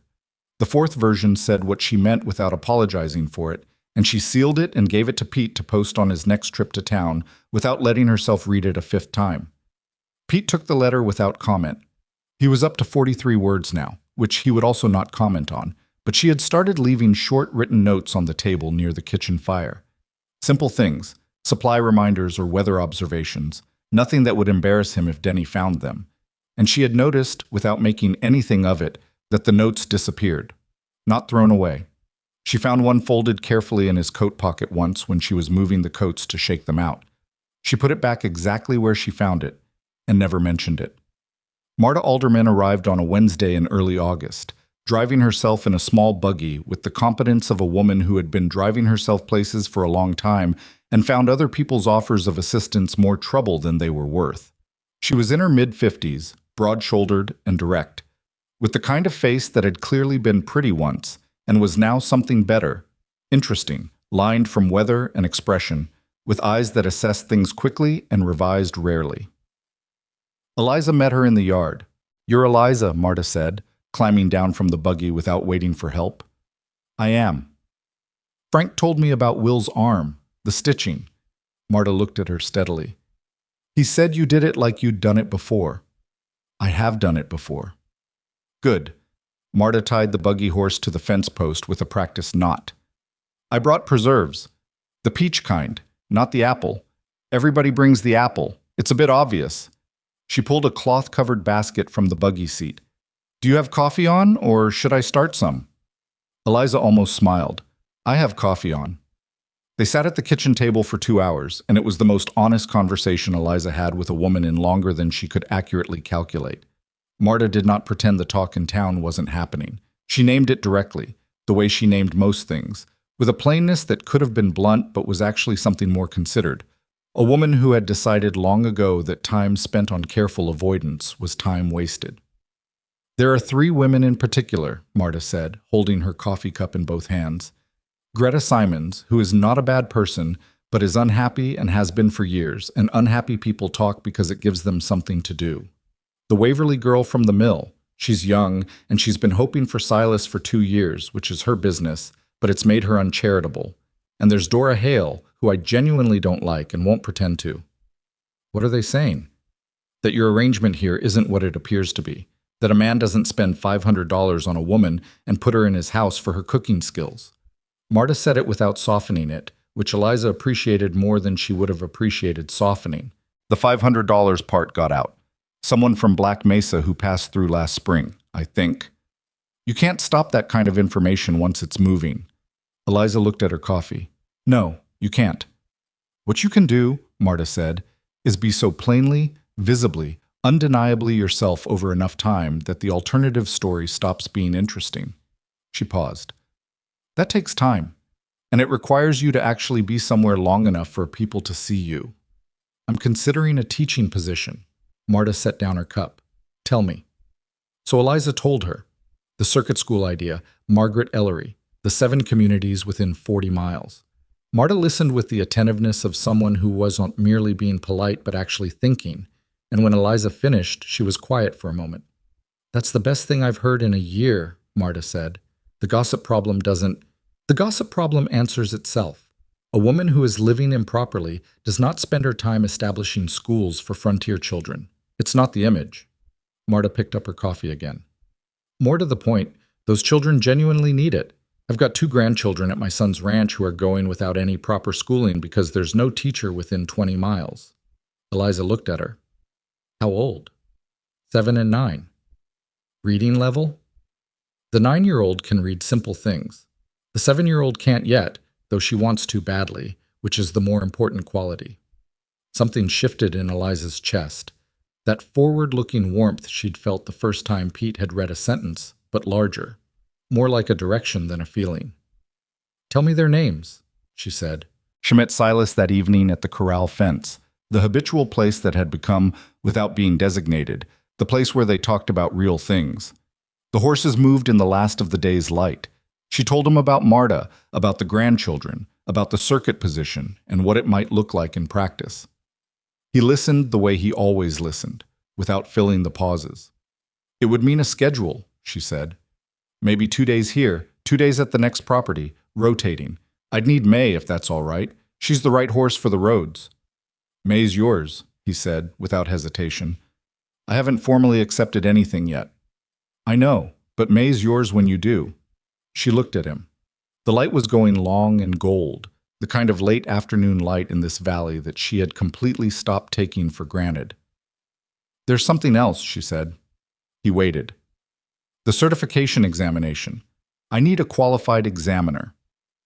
Margaret Ellery said there's a man in the county seat who administers them, but it requires a formal letter of recommendation from someone established in the community. She paused. She suggested a local landowner. Silas looked at her. He understood immediately. She could see him understand it. The slight adjustment in his expression that meant he'd caught the full shape of what she was saying. You want me to write the letter? I'm asking if you're willing to. Eliza. His voice was level. Why are you asking like it's something I might say no to? She looked at the horses. Because it involves your name. You're standing in the community. And given what's already being said, he said, me vouching for you as a teacher and a capable woman seems like exactly the right thing to put my name on. He turned to face her fully. I'll write it tonight. She held his gaze. Some men would find the complication inconvenient. Some men, he said, using her own cadence back at her, the one she'd used in the first weeks when she was making her assessments, haven't been carrying your bag since Black Mesa. The examiner came in September. His name was Mr. Thornton, a precise, gray-suited man from the county seat who administered teaching certifications with the solemn efficiency of someone who took the business of qualification very seriously, which she respected. He arrived at the Hawthorne Ranch on a Thursday morning because it was the address on Silas's letter and the most logical place to conduct the examination, and he set up his materials at the kitchen table with the particular deliberateness of a man establishing neutral ground. The examination took 3 hours. Thornton tested her in grammar, mathematics, geography, history, and what he called pedagogical method, by which he meant her understanding of how children learned, not just what they should learn. She answered everything she knew directly and said, I don't know, for 2 questions where she didn't know, rather than manufacturing an answer, which she thought was the right call for an examination about teaching. When it was over, Thornton gathered his papers and looked at them for a moment, and then looked at her. Your mathematics is excellent, he said. Your grammar instruction methodology is sound. Your geographic knowledge has gaps in the eastern states that you should address. He paused. Your pedagogical approach is the strongest I've examined in 2 years, which is the most important category. She waited. You'll receive your certification within 6 weeks, he said. Mrs. Ellery will be in contact about the circuit arrangement. He packed his things and left, and Eliza sat at the kitchen table in the aftermath of it and put her hands flat on the surface and breathed carefully because the feeling in her chest was large and needed room. Silas appeared in the doorway. He must have been nearby. Not listening, she didn't think, just nearby in the way he tended to be when something mattered. She looked up at him. Well, he said. 6 weeks. He leaned against the doorframe and looked at her, and his face did the thing it sometimes did now. That not-quite smile that was something more than its components, something she'd spent months categorizing and had finally, privately, stopped trying to categorize, because some things resisted that kind of accounting. Congratulations, Miss Mercer, he said. She felt her own face doing something she wasn't fully controlling. Don't be formal. I'm being respectful. You're being formal. Stop it. He came into the kitchen and poured himself coffee and sat across from her and said simply, I'm proud of you. The words landed cleanly, not complicated, not leveraged with anything, just said, Thank you, she said. And then, because she'd been thinking about it for 2 months, and she was done not saying it, Silas, can I ask you something that's none of my business? He looked slightly wary, which she found reassuring.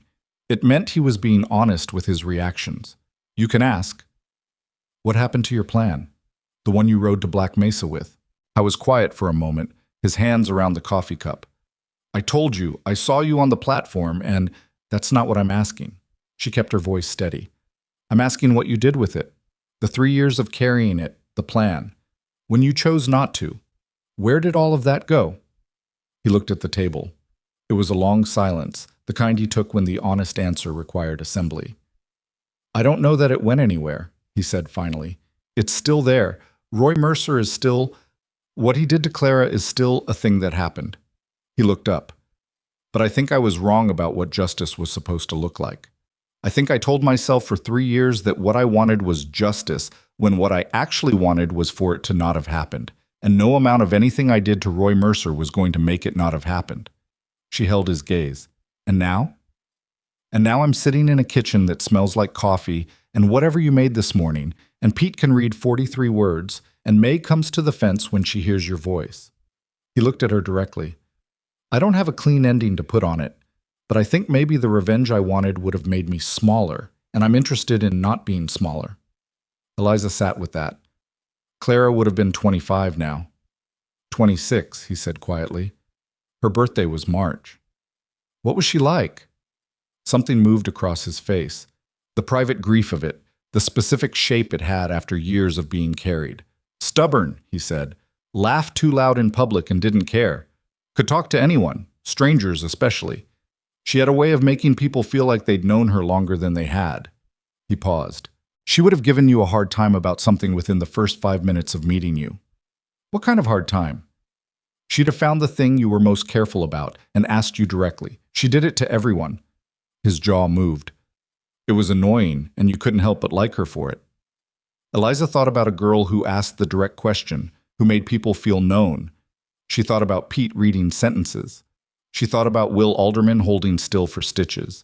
She thought about 7-year-old girls who wanted to read and didn't yet know how. The circuit teaching, she said. I've been thinking about naming it something. Silas looked at her. The program, the school arrangement. If it grows the way Margaret Ellery thinks it might.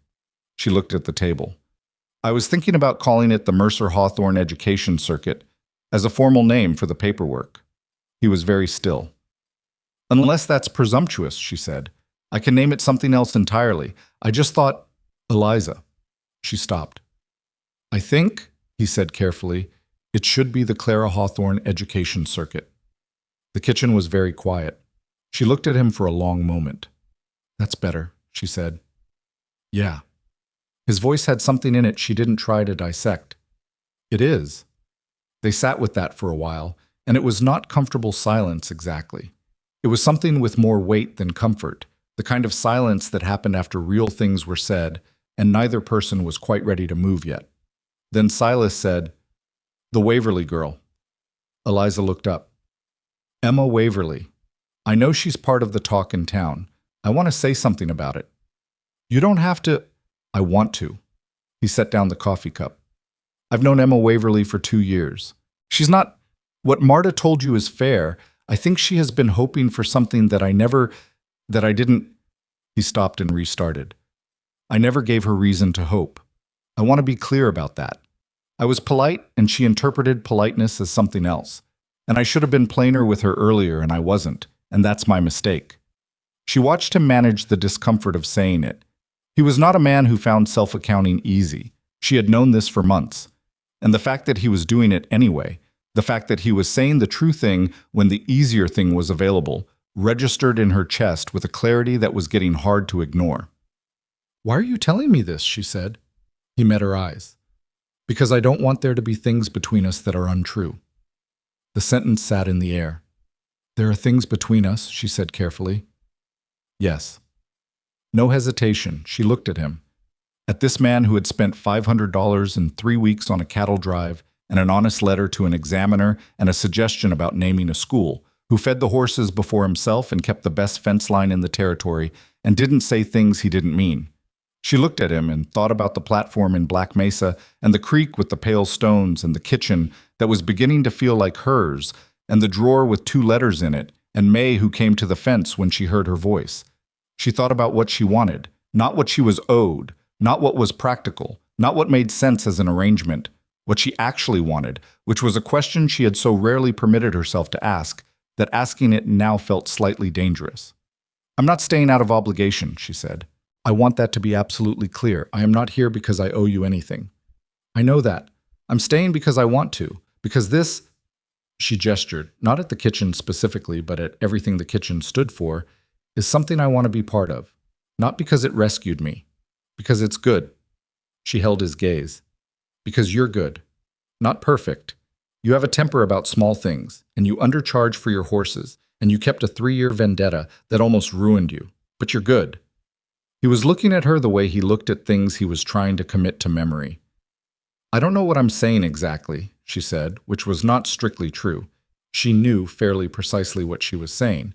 But I think you should know that whatever I decide about teaching and the circuit and where I sleep, it's not because this place is the only option I have. It's because it's the one I want. He reached across the table, not taking her hand, offering his, palm up, the same gesture he'd made at the auction platform in Black Mesa, the same not commanding quality to it, just offered. She looked at his hand. She put hers in it. Neither of them said anything for a moment. The kitchen was warm and the horses were quiet in the corral, and somewhere on the property, Pete was probably fixing something that didn't need fixing, and the late afternoon light was doing what it did in this valley, that particular gold thing. And Eliza sat across the table from Silas Hawthorne, with her hand in his, and felt, with a steadiness that surprised her, that this was a thing she had chosen. The choosing mattered. After 20 years of having almost nothing chosen for her, the choosing mattered enormously. "I have terrible handwriting," she said. He blinked. "What?" "I thought you should know. Before anything, my handwriting is genuinely bad. I've compensated with clarity of thought, but the actual physical letters are a disaster. You've only seen my printed work. It's different when I write fast." He stared at her for a moment, and then he laughed. Not the almost laugh, not the cousin of one, the actual thing, full and unprepared and a little ungainly, the laugh of a man who hadn't done it fully in a long time and wasn't sure the mechanics were still right. She felt it in her chest like something unlocking.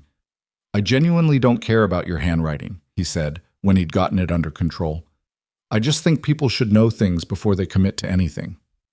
"Eliza." His hand was still holding hers. "I've known since the second week that you reorganized my accounting with bad handwriting, and I couldn't have cared less." She looked at him. "You noticed." "I notice most things about you." He said it simply, without performance. "I've been trying not to make it inconvenient." She thought about the books that appeared on the shelf without comment, the seed packet in the cleared ground, May's reigns extended without discussion, the letter to Thornton written that same night without hesitation. "You're not very good at not making it inconvenient," she said. "No," he agreed. "I'm not." October came in quietly. The certification arrived as promised, a formal document with Margaret Ellery's signature and the territory's seal, and Eliza set it on the table and looked at it for a long time before she carefully rolled it and tucked it into the small wooden box she'd started keeping her important papers in. The letter from Ellery, her notes on the circuit curriculum, and yes, Roy's letter still in there, though she'd taken it out twice and looked at it and put it back without doing anything with it. She started the circuit in the second week of October. The first teaching day was at the Alderman Ranch, where Marta's two grandchildren, Anna, who was 7, and James, who was 9 and already convinced he knew most things, were waiting on the porch when she arrived on May in the early morning. Anna ran to the fence when she saw her coming. James stood on the porch with his arms crossed, performing 9-year-old skepticism, but she had dealt with enough Petes in her life to know that crossed arms were frequently a form of hope that had learned to protect itself. "You're the teacher?" James said. "I am." "What are you going to teach us?" "Today, reading and numbers. Next week, geography. After that, we'll see what you need." She dismounted and tied May to the fence. "What do you already know?" He told her. It took a while because it turned out he knew more than his manner suggested, and she let him tell her all of it without interrupting, because a child telling you everything he knew was a child showing you where to start, and you had to let them finish before you could see where the edges were. Anna, meanwhile, had found May's nose through the fence slats. "Does she bite?" Anna asked.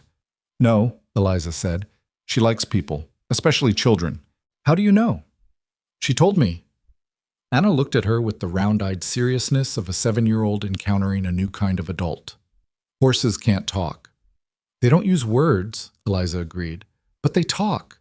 You just have to learn to listen differently." She opened her bag and pulled out the primer. Which is also what reading is in a way. Learning to listen to something that isn't speaking out loud. Anna thought about this with total concentration.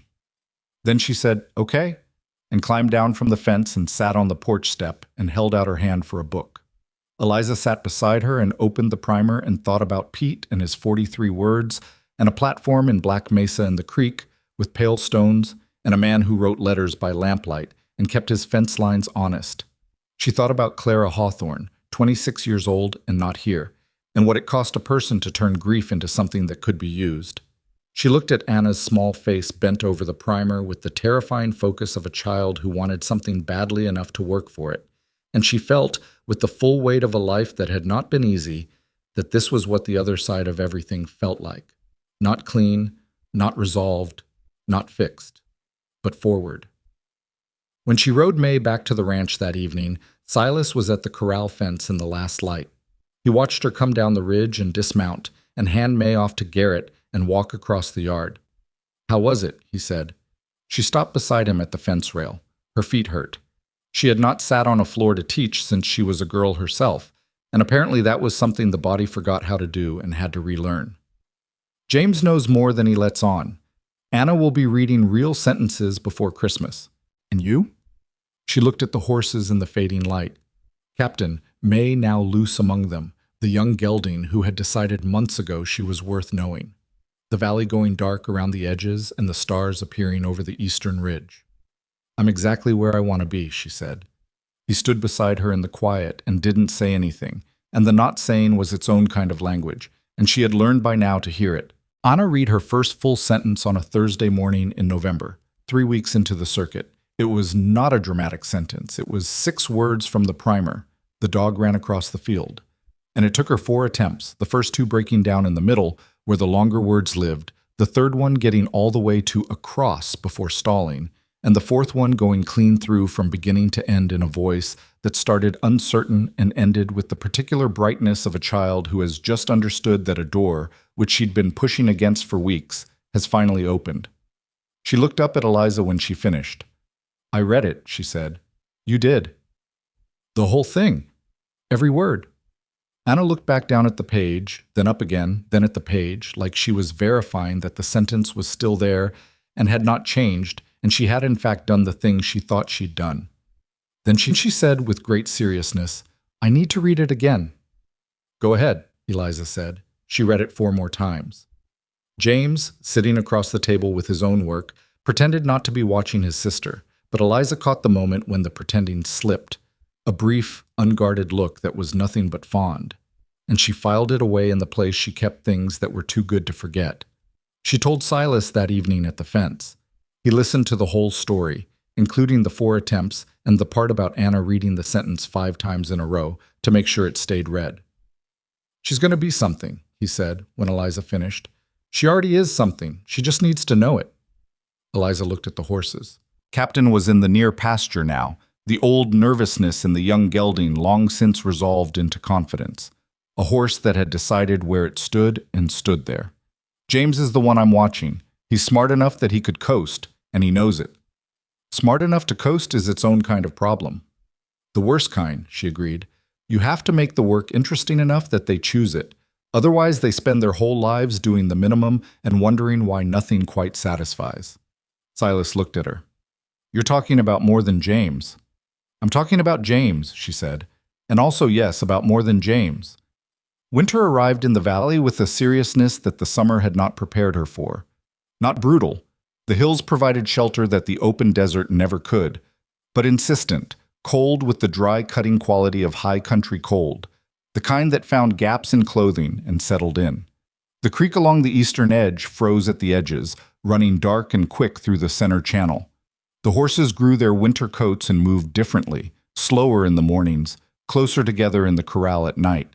The circuit teaching slowed with the weather but did not stop. She modified the schedule, concentrating her sessions at the closer ranches and extending them when she went farther, staying overnight when the distance made same-day travel impractical.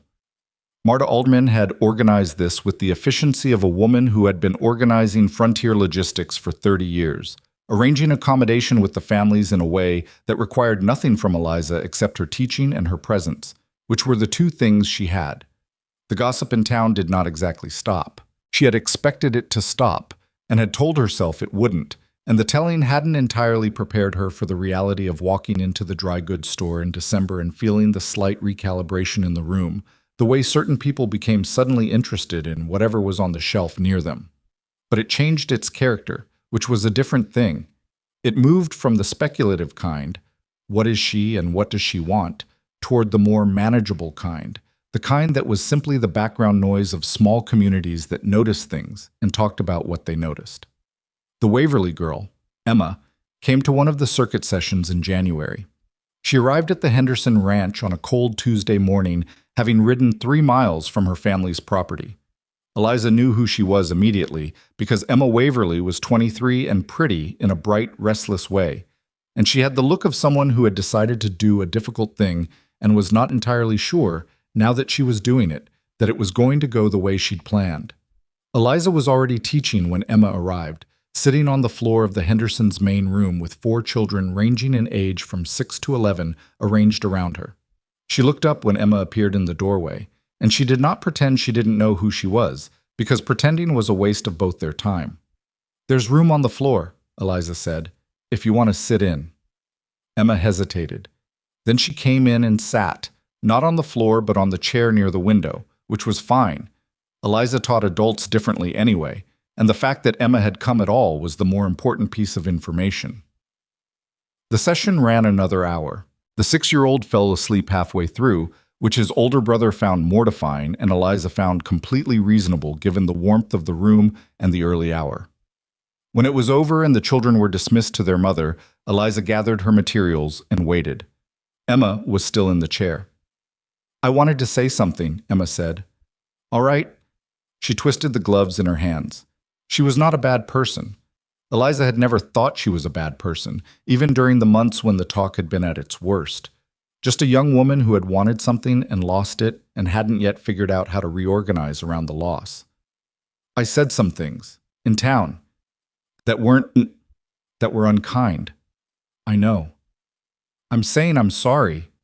Eliza looked at her. She thought about what sorry meant without specifics, what she'd told herself about Roy's letter, whether the rule applied differently to a heartbroken 23-year-old than it did to a 54-year-old man who sold his daughter for a poker debt.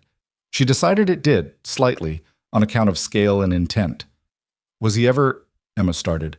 "Did he ever—" "No," Eliza said, without waiting for her to finish. "He was always clear. Whatever you hoped for, it wasn't something he encouraged." Emma looked out the window for a moment. "I know. I knew it even then. It's easier to blame someone else." "It usually is." Emma looked back at her. Something settled in her expression. "You're good at this.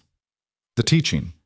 The Henderson children have learned more in 2 months than in the whole year before. They're good students. The work's mostly theirs." Emma stood up, pulled her coat straight. She was composed now, the difficult part done, the reorganizing beginning. "I won't talk about you anymore. I want you to know that." "Thank you," Eliza said. She meant it. Emma left, and Eliza packed up her materials in the quiet of the Hendersons' main room, and thought about what it cost a person to go somewhere and say they were sorry, and thought about the difference between people who could do that and people who couldn't, and thought about which category she put herself in and whether that was accurate. She told Silas about it that night. He was quiet for a moment. "How was it?" "Uncomfortable for both of us and probably necessary." She thought about it. "She's not a villain. She's just young, and she wanted something, and she handled the wanting badly." "Most people do," Silas said. "Most people," Eliza agreed. He was looking at the fire, the way he did when he was working up to something he'd been carrying around for a while. She had learned this tell, the particular quality of his attention to something other than the conversation, the way it meant the conversation was, in fact, the thing he was actually focused on. "I want to ask you something," he said. She waited. He turned from the fire. He looked at her with the directness he usually reserved for horses he was reading, steady, honest, not trying to get a particular result. "I'm not going to do it the way you might expect. I don't have a speech prepared. I thought about preparing one and decided against it because anything I prepared was going to sound like something I prepared, which isn't how I talk to you." She was very still. "I want to know if you'd want to stay," he said. "Not as the housekeeper, not as the woman who's working here, not as the arrangement, as my wife." He paused. "I have the ranch, which you already know isn't a fortune. I have the fence line, which is excellent. I have some things I'm working on about my temper and my tendency to undercharge for the horses." Another pause. "I'm not asking because of obligation or because of the $500 or because of Clara. I'm asking because I've been watching you for 8 months and you're the person I want to be watching for the rest of my life." The fire moved in the grate. The ranch settled around them in its winter quiet, the horses in the barn, the cold pressing against the windows, Pete probably awake somewhere with a paper he wouldn't admit he was reading. Eliza looked at Silas Hawthorne. At the face she'd been reading since Black Mesa, the gray-green eyes and the jaw that set when things went sideways, and the hands that were always doing something honest. She looked at him and thought about the platform in the morning light, and the creek with the pale stones, and the kitchen, and May at the fence, and Anna reading 6 words that changed the shape of her own future. She thought about what her life had been, and what it was now, and what she was choosing between. Not between good and bad, not between safe and dangerous, but between alone and together, and what the specific together in front of her actually was. Not a rescue, not an arrangement. A person who had looked at her on a platform and made a different choice than the one he'd ridden to town to make, and had been making different choices ever since. "You'll have to accept," she said, "that I'm going to keep teaching. The circuit, the school, all of it. It doesn't stop when I get a different title." "I know that. And I'll have opinions about the horse pricing that I'll continue to voice." "I'm aware. And I have bad handwriting." "Eliza." "Yes," she said. He looked at her. "Yes," she said again, more simply. He reached across the space between them, and she went to him, and they stayed like that in the firelight for a long moment, imperfectly, with elbows in the wrong places, and the chair arm getting in the way, and neither of them quite sure of the geometry of it because they had both, in their separate ways, been out of practice with being held. But they stayed, and the imperfect geometry sorted itself, and the fire burned down another notch. And outside the winter valley was dark and cold and very, very quiet. They married in the spring. It was not a large ceremony. Neither of them wanted a large ceremony, which was one of the rare things they didn't have to negotiate. Marta Alderman organized what there was of it with the same no-nonsense efficiency she applied to everything. And what there was of it was a gathering at the Alderman Ranch on a clear April afternoon. The Alderman family, the 3 ranch hands, Margaret Ellery, who had come down from Prescott specifically, and who turned out to be a small, energetic woman in her 60s, who shook Silas's hand as if assessing his structural integrity, and a handful of the families from the circuit route. Anna Alderman presented Eliza with a piece of paper before the ceremony. "I wrote it," Anna said. She was holding it with both hands, slightly crumpled from being carried. "By myself. James helped me spell 1 word, but I wrote everything else." Eliza took it. The handwriting was the large, labored printing of a child who was still building her letters, but the sentence was clear. "Congratulations from your best student." She looked at Anna. "You're all my best students," she said. Anna considered this with her characteristic seriousness. "I know, but I'm the best." "You're the most confident," Eliza said, "which is a good start." She kept the paper. She put it in the box with Margaret Ellery's first letter, and the certification and Roy's letter, which she had not answered and was not going to answer, but which she had also not thrown away because she had made a kind of peace with the idea that some things lived in a box, and that was enough.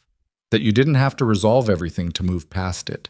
That some wounds just scarred over and you carried the scar, and it didn't stop you from doing anything important. Pete wore his good shirt to the wedding, which Eliza had not known he owned. He stood near the fence at the edge of things, the way Pete stood near everything, separate by choice, present by choice. And when she walked past him before the ceremony started, he looked at the middle distance and said, gruffly, "You did all right, Miss Mercer." "It's Mrs. Hawthorne now, Pete." A grunt. "You did all right, Mrs. Hawthorne." She looked at him. "How many words now?" He looked at the fence post. "Stopped counting." "You didn't stop counting." A long pause. 212, he said. "Give or take?" She did not hug Pete because Pete would have been horrified, but she stood beside him for a moment and let the standing be the thing it was. And then she went and married Silas Hawthorne on a clear April afternoon with the valley coming green around them and everything that had happened to bring her to this specific moment, trailing behind her like a long shadow she'd learned to stop being afraid of. The years that followed were not easy, because the years that follow anything in this part of the country in this era were not easy. The territory had hard seasons, a drought. The second summer that hit the horse operation hard enough that Silas spent 3 months negotiating payment plans for feed he couldn't afford at full price, and Eliza spent 3 months managing the household accounts down to a precision that left no margin for error and no room for pride, and they were short with each other in the way that people were short with each other when they were scared and needed someone to absorb it. The circuit teaching had 2 near collapses. Once, when a key family withdrew their support over a local political dispute that had nothing to do with Eliza, but caught her in the crossfire. And once when May threw a shoe on a frozen road 12 miles from anywhere, and she had to lead her the whole way back in the dark, and arrived home past midnight half-frozen and angrier than she'd been since Black Mesa. Silas had opened the door when he heard the horse and stood in the lamplight with a look on his face that she would never entirely describe but would never forget. Something between relief and a quiet devastation that was entirely about the 12 miles she'd just walked. "I'm fine," she said, before he could say anything. "I know you are." He stepped back to let her in. "I'm not." She looked at him. "I know." They were not good at fighting and not good at not fighting, which was the honest description of a real marriage rather than a simple one. They disagreed about money and about how much to help the neighbors, and about whether Garrett, who had stayed on, who had turned out to be a harder worker than his early complications had suggested, deserved the raise Eliza thought he did. They disagreed twice about Roy. The second letter from Roy came 4 years after the first. It found them through Marta Alderman somehow, and it was longer than the first. 3 pages in Roy's oversized handwriting, a rambling and circular letter that was part confession and part excuse and part genuine grief. And it was very hard to untangle which was which. He was in California. He had stopped gambling, he said, though he did not say what had replaced it. He was getting old, he said, which Eliza read as her father discovering that age caught up with things you'd been outrunning. He asked to see her. She sat with the letter for 3 days. Silas did not push her about it, did not offer his opinion until she asked for it, and when she asked, he said, "Whatever you decide, I'll support it. But I want to ask one thing." "Ask." "Are you considering it for you or for him?" She sat with that. "Both," she said finally, "but more for me." "Then you probably already know what you're going to do." She wrote back to Roy. Not the letter she might have written at 20, when she had too much pain and not enough distance, and not the letter she might have written in the first year here, when she had distance but not yet enough of her own life built up around the wound to trust her own perspective. She wrote the letter she could write at 25, with 4 years of teaching and a husband who told her the true thing and a community that knew her name and a box in the bedroom with a child's congratulations in large printed letters at the top of the stack. She told him she wasn't ready to see him and might never be, and that she had made peace with that possibility, and that she hoped he was well in the way that you could honestly hope for someone's well-being without wanting them in your daily life. She told him she was a teacher and a wife, and that the valley she lived in was green in spring, and that she was most days all right. She did not tell him about Clara. That was Silas's information to give or not give, and she had asked him once if he wanted to tell Roy what he knew. Silas had thought about it for a long time and said, "No." Just no, with the finality of a man who had decided that some accountings were not his to demand, that the desire to force a confrontation was its own form of holding on, and he was done holding on. She sealed the letter and it joined the others in the box, Roy's copy going outward into the mail and the history of it staying in the box, where history could stay without preventing the present from doing what it needed to do. The Clara Hawthorne Education Circuit had, by the 5th year, grown to cover 11 families and 32 children across a 40-mile range. Margaret Ellery came twice a year to assess the program, and twice a year left satisfied, her handshake for Silas remaining structurally evaluative. The Territory's school board had cited the circuit as a model for 3 similar programs in other regions, which Eliza received with the combination of pride and practical concern of someone who knew how hard the original had been and worried about people replicating the form without understanding the labor behind it. She was not good at accepting credit. Silas had pointed this out to her, not critically, just observationally, the way he noted most things. In the 3rd year, when the school board recognition came, and she had deflected it with 3 separate comments about the families who hosted the sessions and the children who did the actual work, and Margaret Ellery's organizational infrastructure. "You can say thank you," he said. "It's not the same as claiming more than your share." "I know how to say thank you." "You know how to say thank you for small things. Large things make you uncomfortable." She had looked at him and said, "I spent 20 years being told I was the problem. It takes time to learn that I might also sometimes be the solution." He had been quiet for a moment, then, "Take your time, but take the credit too." She was working on it. On a May morning in the 6th year, she was in the garden, the kitchen garden along the south wall that had expanded considerably from its original shape, more a serious growing operation now than a gesture toward one, when she heard the sound she had learned to love without deciding to. The horses in the corral moving with the particular restlessness that meant someone familiar was coming down the ridge. She straightened up. She could see the ridge from the garden, and she watched until she saw what the horses had already known. Pete, returning from town with the supply wagon, Denny beside him on the bench, both of them in the posture of men who had been sitting too long and were glad to be nearly home. Home. She had been using that word for years now, and it still occasionally startled her, the way a familiar object in an unexpected place could still startle you. Not because it was wrong, but because the ordinariness of it hadn't quite stopped being remarkable. Silas was at the north fence line, where Silas often was when things needed thinking through, which she knew because she had memorized the geography of his habits, the way she had memorized the geography of this valley, the creek in the east, the ridge to the north, the horses in the central corral, and the man at the fence when something needed working out. She walked out to him.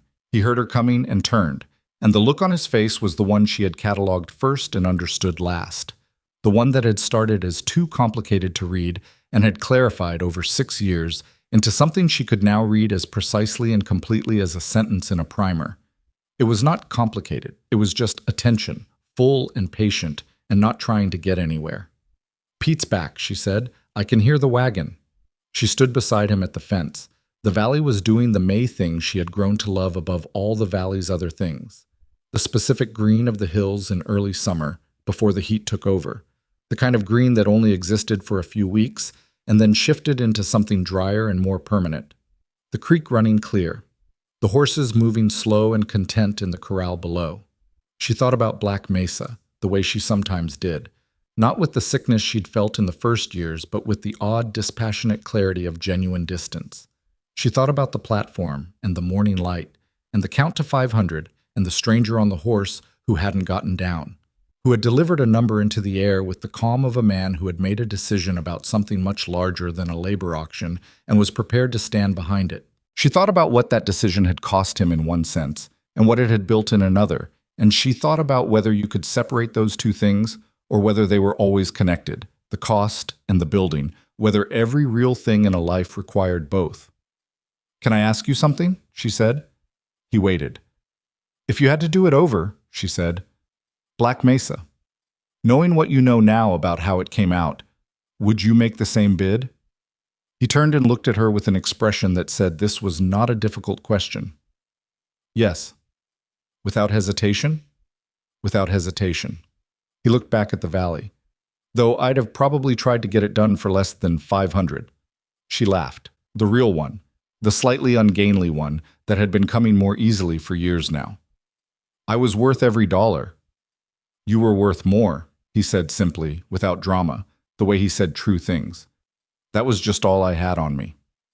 They stood at the fence in the May morning, and the valley moved around them in its slow, indifferent, gorgeous way, and Pete's wagon came down into the yard and Denny jumped down before it stopped, because Denny had never fully outgrown the particular energy of his mid-20s, and Garrett came out of the barn and said something that made Denny laugh. And somewhere across the circuit route, Anna Alderman, who was 11 now and reading at a level that made James openly competitive, was probably reading something she shouldn't yet and being exactly as unrepentant about it as she should be. This was what Eliza had learned, and it was not a lesson that came quickly or without argument or without the kind of pain that left marks you carried into every room for the rest of your life. She had learned that freedom was not given. Not really. You could buy a person off a platform, you could give them a horse and a key and a room with a lock, and all of that mattered. It mattered enormously. It was the difference between a door and a wall, but it was not freedom itself. Freedom was built.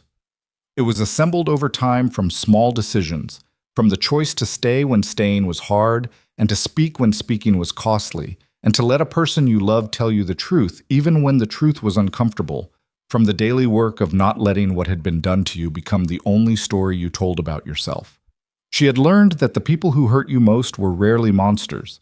They were mostly just people who had decided, at some crucial moment, that what they needed mattered more than what you needed, and had made that decision again and again until it was the only decision they knew how to make. Understanding that didn't excuse it, it just made it legible, and legible things were less likely to become the rooms you lived in. She had learned that a man who did one large good thing was not automatically trustworthy, and that trust was assembled the same way freedom was, from small decisions, accumulated, held to the light. Silas Hawthorne had spent $500 in a moment, and that was remarkable. But what had made her stay was the 20 minutes of patient teaching in the corral, and the seed packet left without comment, and the letter written the same night she asked, and the way he said the true thing and then let her decide what to do with it. She had learned that loving something you'd built yourself felt different from loving something you'd been given, and that the best things in a life were usually the ones where you couldn't entirely separate those two categories, where the giving and the building happened at the same time and each made the other possible. The wagon settled in the yard. Pete climbed down and said something to Garrett in the shorthand they'd developed over years of working the same land. Denny was already moving boxes. The horses watched from the corral with the benign attention of animals who had decided the humans were all right and didn't need much monitoring. Silas put his hand over hers on the fence rail. She turned it over and held on. "The north fence?" she said. "Needs 2 new posts by the look of it. Nothing urgent." "It's always something." "It's always something," he agreed. The valley held them in its green May morning, imperfect and ongoing and entirely, stubbornly theirs. And that was enough. That was, she had learned, exactly and precisely enough.